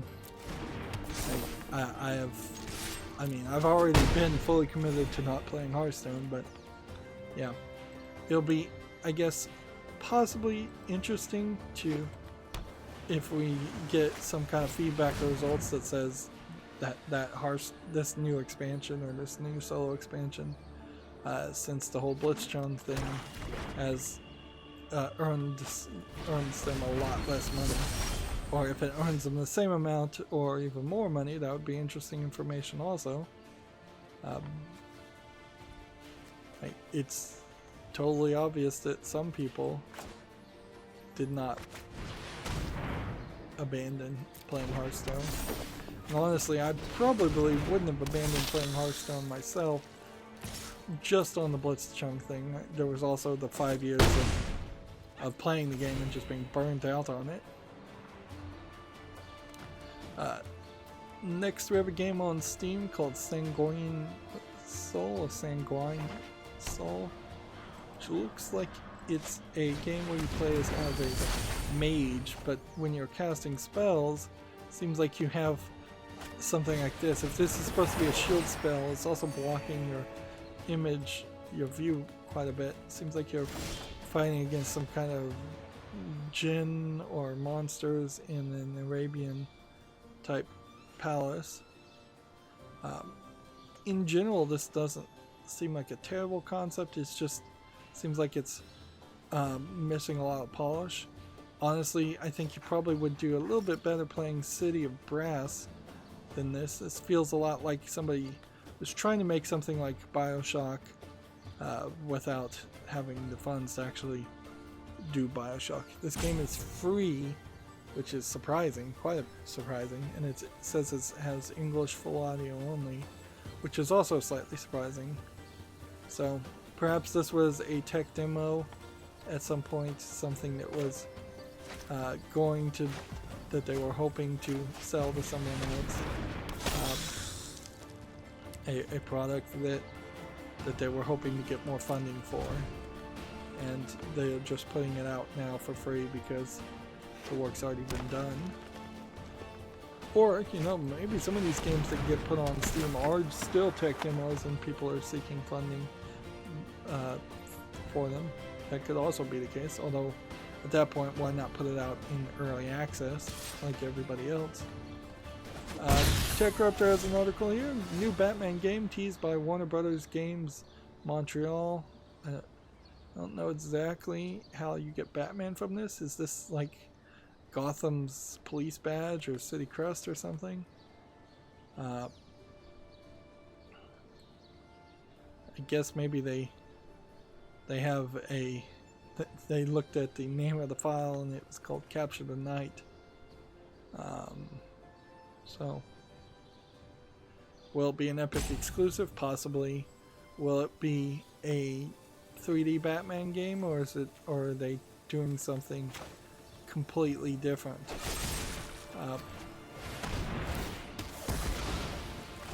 Because that would be a question to ask, is this just going to be another bad Batman Arkham City continuation, or are they doing something completely different?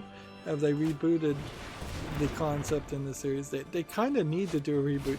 For as reboot happy as the movie makers of Batman are, the video game makers of Batman kind of should start over from scratch.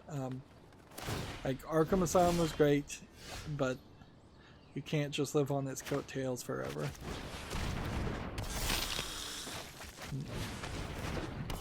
I can't put this on the field until I have a white mana. I think that's the problem. TechRaptor has an article here for the Indie Game of the Year, which they were going through all of this. Options were Baba's You, Children of Morta, Disco Elysium, Hyperspace, Hypnospace Outlaw, Katana Zero, Outer Wilds, Sayonara Wild Hearts, Slay the Spire, Sunless Skies, and Untitled Goose Game. Disco Elysium was the reader's choice, then they gave 5th place to Outer Wilds, 4th place to Baba's You, 3rd place Slay the Spire. I could see that. I could see Slay the Spire generally being more popular than Baba's You for most people. Then 2nd place is Sayonara Wild Hearts, which I feel like that's a different style of game. And then Disco Elysium definitely doesn't have an indie feel, even if it is an indie game. So, I mean, I can't really say anything more than that. I can't really disagree with that lineup as much as I could disagree with several of the other things. Open Critic has an article here.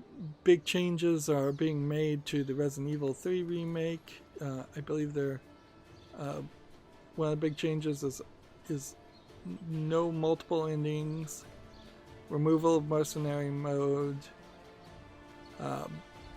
Carlos Oliveira will have a bigger presence in the upcoming remake.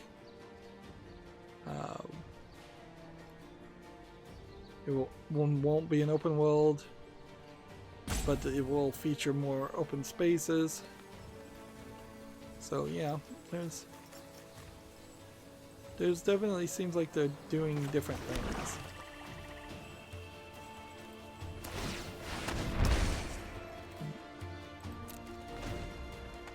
For RE3's remake, which is fine.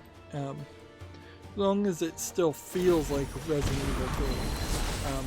But also, I wouldn't be surprised if DLC adds the Mercenaries modes back in, and the multiple endings thing was really for an older generation of games. They want it to be a linear story, and in a weird way, they have to tell a linear story that ends up with them being back in Resident Evil 4 or in where Resident Evil 4 Remake, if that ever is going to be made, happens. Because Resident Evil 1, 2, and 3 are the remakes of those games are telling a linear story in someone's mind, I'm sure of it. So yeah, they can't change too much, and I could see a way of doing multiple ending nods, some kind of collectibles, some kind of art, some kind of pencil art, or just images of the endings from previous games. The multiple endings in the Resident Evil games have been kind of joke endings anyways. If you're playing as Tofu, for instance, that's what I'm thinking about, is those kind of playthroughs. But even the Resident Evil 2 remake, still, I'm not sure it fully made sense. The story when you were playing it as Claire versus playing it as I think Leon, like, because different things happened at different places, and I don't think the story directly connects and makes sense.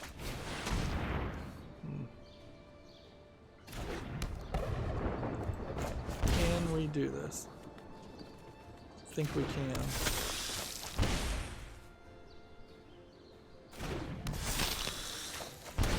All I need to do is not run out of health before I activate this.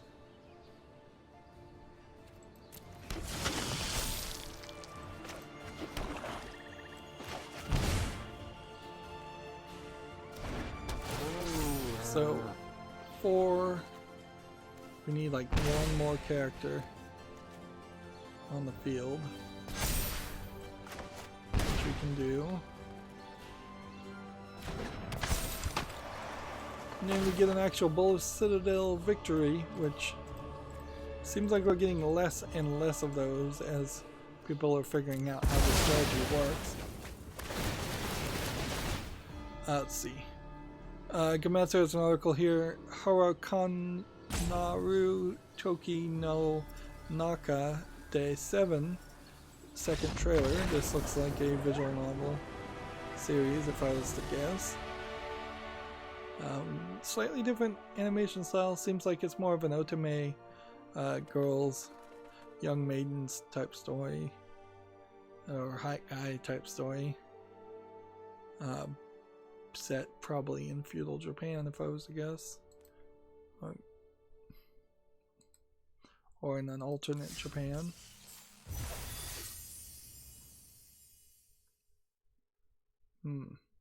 How did I end up looking at a screenshot of the game Elix? I have no idea. I still have yet to kill all 25 of my opponent's creatures. That's surprising too. Let's see. Next we have a game on Steam called Bunch of Asian Characters 228 Vampire Martina Bloody Day 2.28. I feel like this is some Japanese visual novel. I don't know if 228 is a important date that is getting referenced here, or a number that's getting referenced here. The game itself looks like it's a non-widescreen hack and slash game with visual novel elements too. from the looks of it, like a hack and slash beat 'em up game. It's $11.99. It's English, Japanese, and Chinese. Again, I feel like this is, again, a Chinese game of some sort.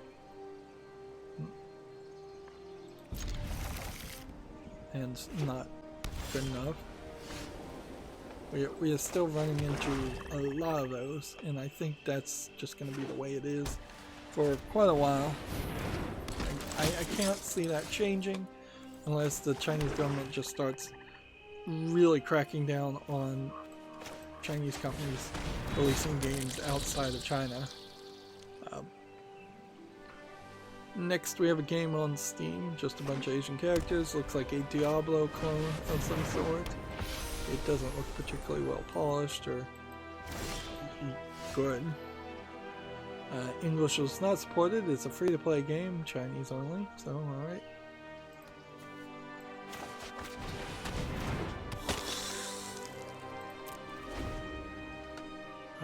We only have a few more games to talk about.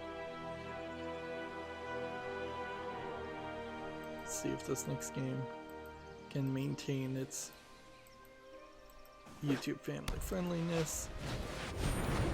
Let's see. Next we have Anime Girls Mini Jigsaw Puzzles. So these are jigsaw pieces, but they're incredibly small ones, and then it is just a collection of anime girls. By the way, this image is basically the same image, they've just shifted it a little bit and changed the hair color. And these images don't particularly seem like they're even from the same source or same artist. $2.24, English only. Still seeing a lot of those. Tag sexual content, but no nudity also. So be aware of what you're getting. Like almost certainly there are games on Steam, a lot of games on Steam that are trying to get sales by implying that they show a lot more, or they have a lot more than what they have as far as adult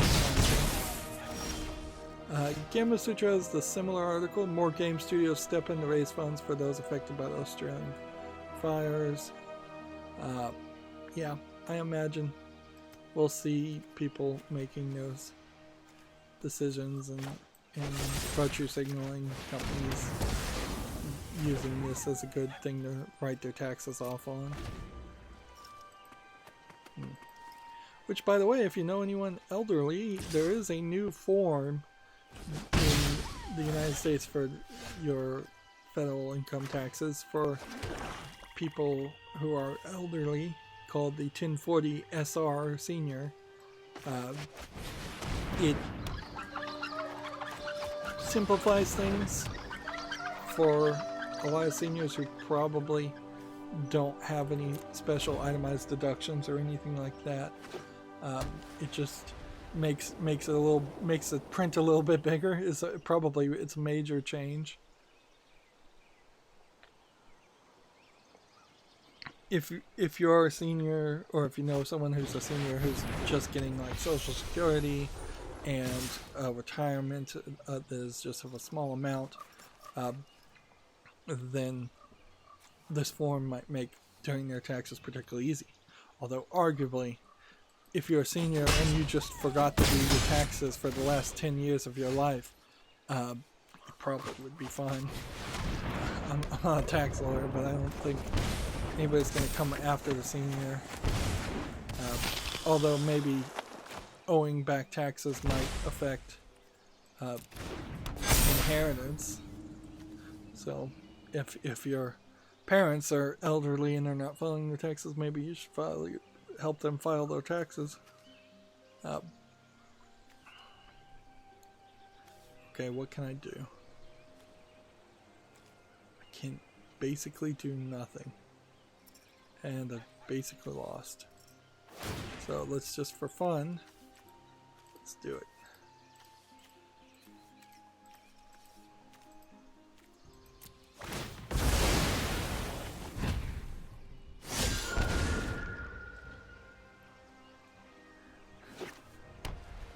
Yep, I played too aggressively there. Next we have a game on Steam called Flag Fights, which looks like it's probably a capture the flag first person shooter style game, but honestly it just kind of looks like an asset flip first person shooter. Early access, $6.99, English only.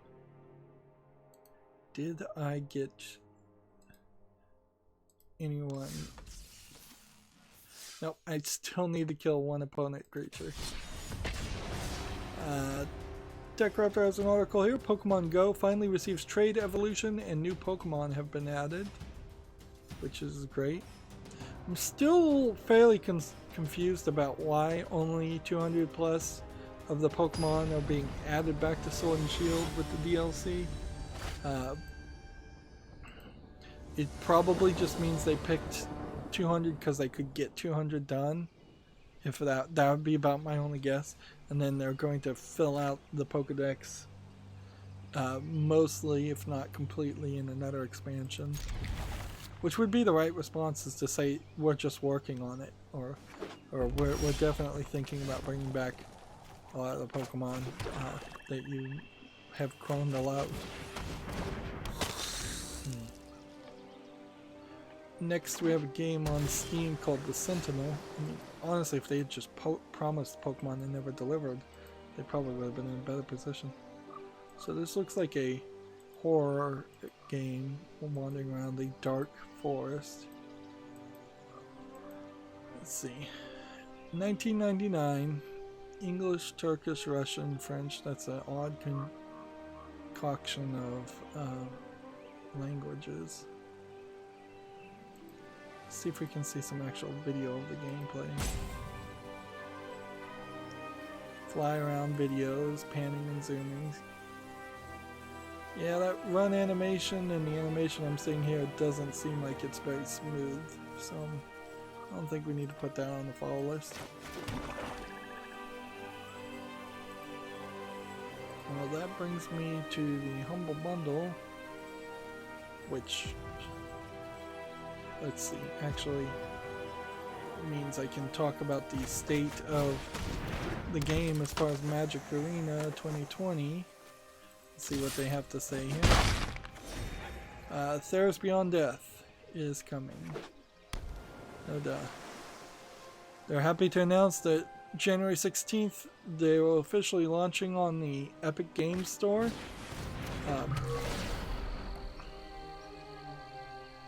Playing through the Epic Games Store is optional, not requirement. You also share play queues with players regardless of where you play, and you're welcome to choose your preferred platform. Now, the idea that Magic Arena, which is a PC-only game right now and desperately needs a mobile client, the fact that they would go to the Epic Games Store is really confusing. It really adds nothing whatsoever. It's just like, if you don't want to pay money directly through our storefront, you could pay through the Epic Games Store, so Wizards of the Coast gets less of a cut, and the Epic Games Store makes up the difference. That doesn't sound like a good offering for anybody, including Wizards of the Coast. So it must have just been a stupid decision that they made. They go, well, we could do it, why not? But if you're going to do that, why not go to Steam instead? What this indicates to me, if they're going to the Epic Games Store, is that they're trying to establish better relationships, or some kind of relationship with Epic as a company, so that they perhaps get some support as far as developing this game in Unreal and porting it to other platforms. Which, let's be honest, Magic Arena, even if they're not going to make a mobile port, would do well to be on the PlayStation 5 and the PlayStation and the Xbox Series X. And getting on consoles would make sense, or the Nintendo Switch would make sense. Next, they have a paragraph here called Collection First and New Tags. My plan is crystallizing. They've added a first and new tags. When opening packs for the first time, you receive a card in your collection. It will be it'll have a first tag on top of it, so that's super helpful. So assuming this patch happens before I open a pack again, that means when we're opening all the Theros Beyond Death tags, you'll say first, and it will be labeled as new in the collection. There are new sorting options in the deck builder, so you could probably have favorites and last played. So I could probably archive some of the decks or the original decks. There will be historic events. Brawler Days will come back, and something called Legend of the Arena. What was that?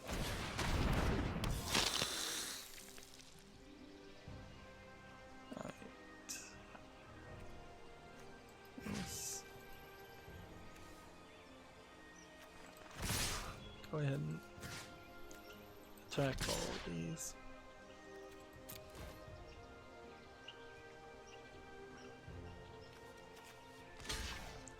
Alright, so they have an updated roadmap. January 16th is Theros Beyond Death. January 16th is the Epic Games Store. January 16th is the Deck Builder Quality of Life. In development is Friends Messaging, Mac OS support, Ikora Layers of the BMOS, which I guess is the next expansion, and then Core Set 2021. I guess maybe this is known, and then a historic anthology and an updated tutorial. In concept, they're working on cube drafting, friend deck sharing, 8-person draft instead of bot draft, Pioneer set remasters, new, so this has been new, and Play Blade rework, which I imagine the Play Blade rework is reworking how this looks.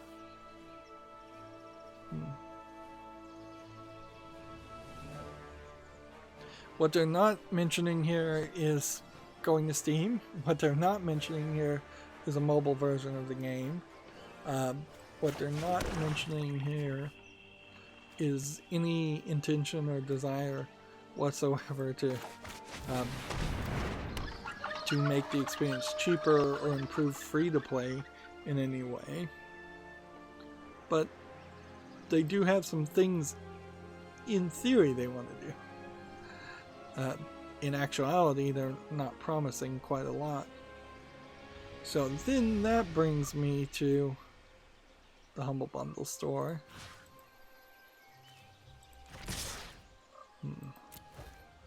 Which, let's see if there's any Humble Bundle things. Here's a project management books, which probably wouldn't be a bad idea if I read one of those, but I'd never get around to reading it. I really hate reading print media. It's long-winded and boring. Stay away from my Although brother. I also kind of hate trying to look up Blender tutorials and being suggested YouTube videos of voice-to-text or TTS digital people trying to explain Blender, particularly when Blender is so complicated that you need screenshots and you need a full article for everything. So then that brings me back to my Twitter feed. Let's see. New Sword and Shield online competition welcomes Galar newcomers. We'll see about what that's about. Your heart can overcome any challenge. Riot Games set up Riot Tabletop to take another stab at board games. And they're making a game called Tellstones, which is a 2-player League of Legends game for tabletop.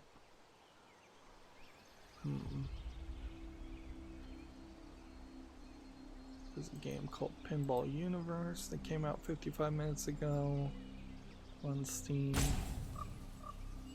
TechRaptor has an article here. The UK game industry is set for growth in 2020. We'll see about that. Like, I don't even care about that kind of speculation. That's so pointless. Let's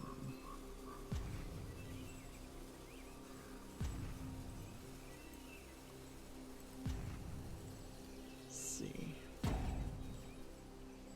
Just do no blocks. That's me. Nintendo is looking at, quote, interesting ways it can use augmented reality technology, which, in all fairness, that is better than looking at uninteresting ways to use augmented reality technology.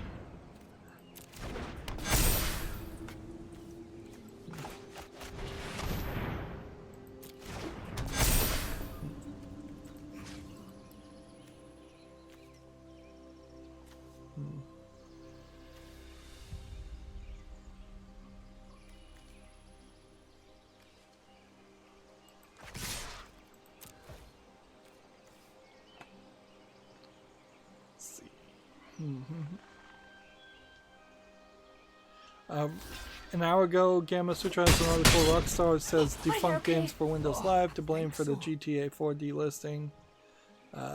Let's read that article and see if there's any indication that they plan on putting anything else up there. Games for Windows Live has been a big hassle, and seems like patching it out is more difficult than it should be.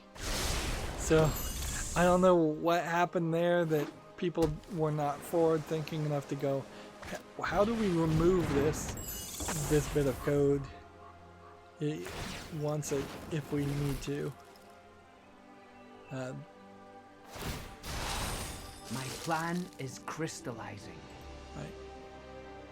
So here's the article. New Sword and Shield online competition welcomes Galar newcomers, which may be these two characters, and nothing else.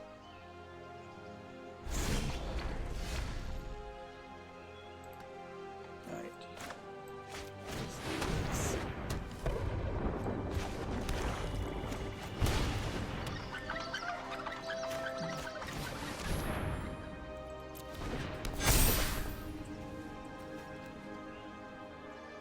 I can kind of win, but not yet.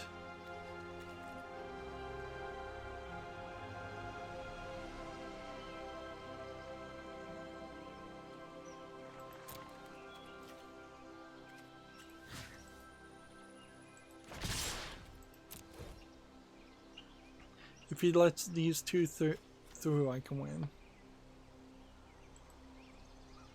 So here's a game called Pinball Universe, which looks like a pinball game. Doesn't look like a very complicated or interesting pinball game. And it looks like it is just one table, or, well, two tables. It's $11.99.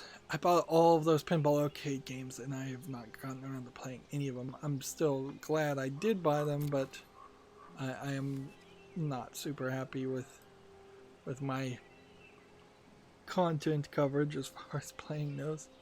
But those were examples of games I really wanted to own, regardless.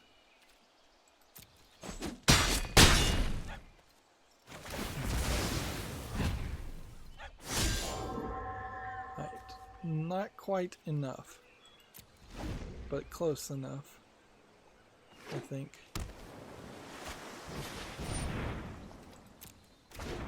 TechRaptor has an article here. PS1 inspired horror Hollowhead Director's Cut is out today, which probably isn't anything of any interest. Let's see if we can see what this looks like. Yeah, this really just looks like a kind of low-effort asset flip horror game, of which I've seen dozens and dozens. Yeah, and calling yourself PlayStation 1 inspired is a pathetic way of saying your game looks ugly. What an interesting creature. Let's see how you work. Let's see.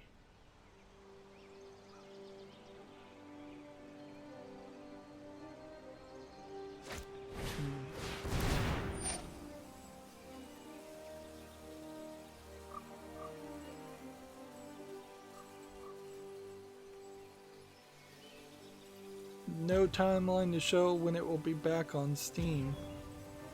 It does bring an interesting question as far as GTA 4 being delisted. Like they have like no timeline when it's coming back. So should I buy that? Like should I buy it when it comes back, or does it matter? Like that's an interesting question. And I'm in the one situation where it would actually I would be able to, without just spending extra money, since I have a little bit of money in my account, I think I could buy it when it comes back if I wanted to. The question is, do I want to? Like, how important? It's probably as important for me to own and cover GTA 4 as it is for me to own and play GTA 3 or GTA 2 or GTA 1. Those would have all been games, at least 1, 2, and 3, that I would have just spotlighted and said I have no interest in playing because the graphics are just so ugly. What unfortunately this means, though, is it isn't some kind of notification of a new remaster coming out or anything like that. So I suppose if it was delisted for like a year or so, that might change my mind. But if it's only going to be delisted for like an incredibly brief amount of time, it probably doesn't matter.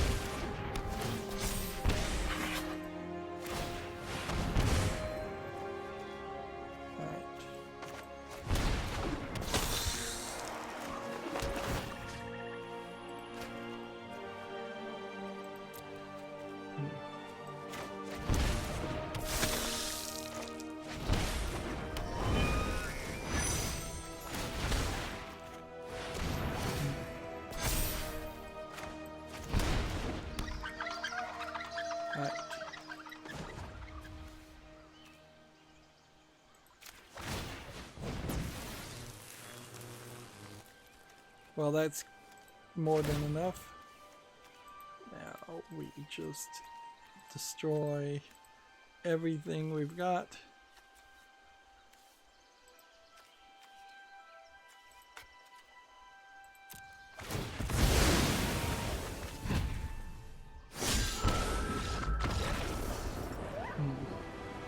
And hopefully I killed one of his minions. Otherwise I'm just going to do that off screen because we are done with this stream. It's pretty good Monday. I wish I was getting more views. I'm not gonna lie.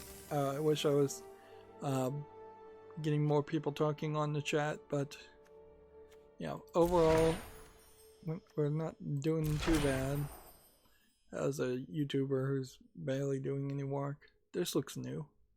Although, arguably, unless that new patch is not done yet, these cards should be labeled new if they are new. Otherwise, I am just getting the same cards over and over again, which is possible. So I could play off screen and try and get 3 more victories minimum to get some more experience and some more cards. I wish they'd show the reward structure on these. Otherwise, though, there's nothing new here. And every 1000 XP will just give me another uncommon card. Which that would be interesting to see. Let's check that out before we wrap up. If we go to collection here and we just say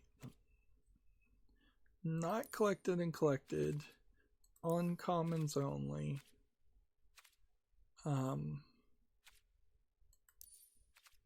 Start with not collected uncommons. How many uncommon cards amongst all the cards available do I not have? Seems like I'm gonna hit probably 100, 200, even.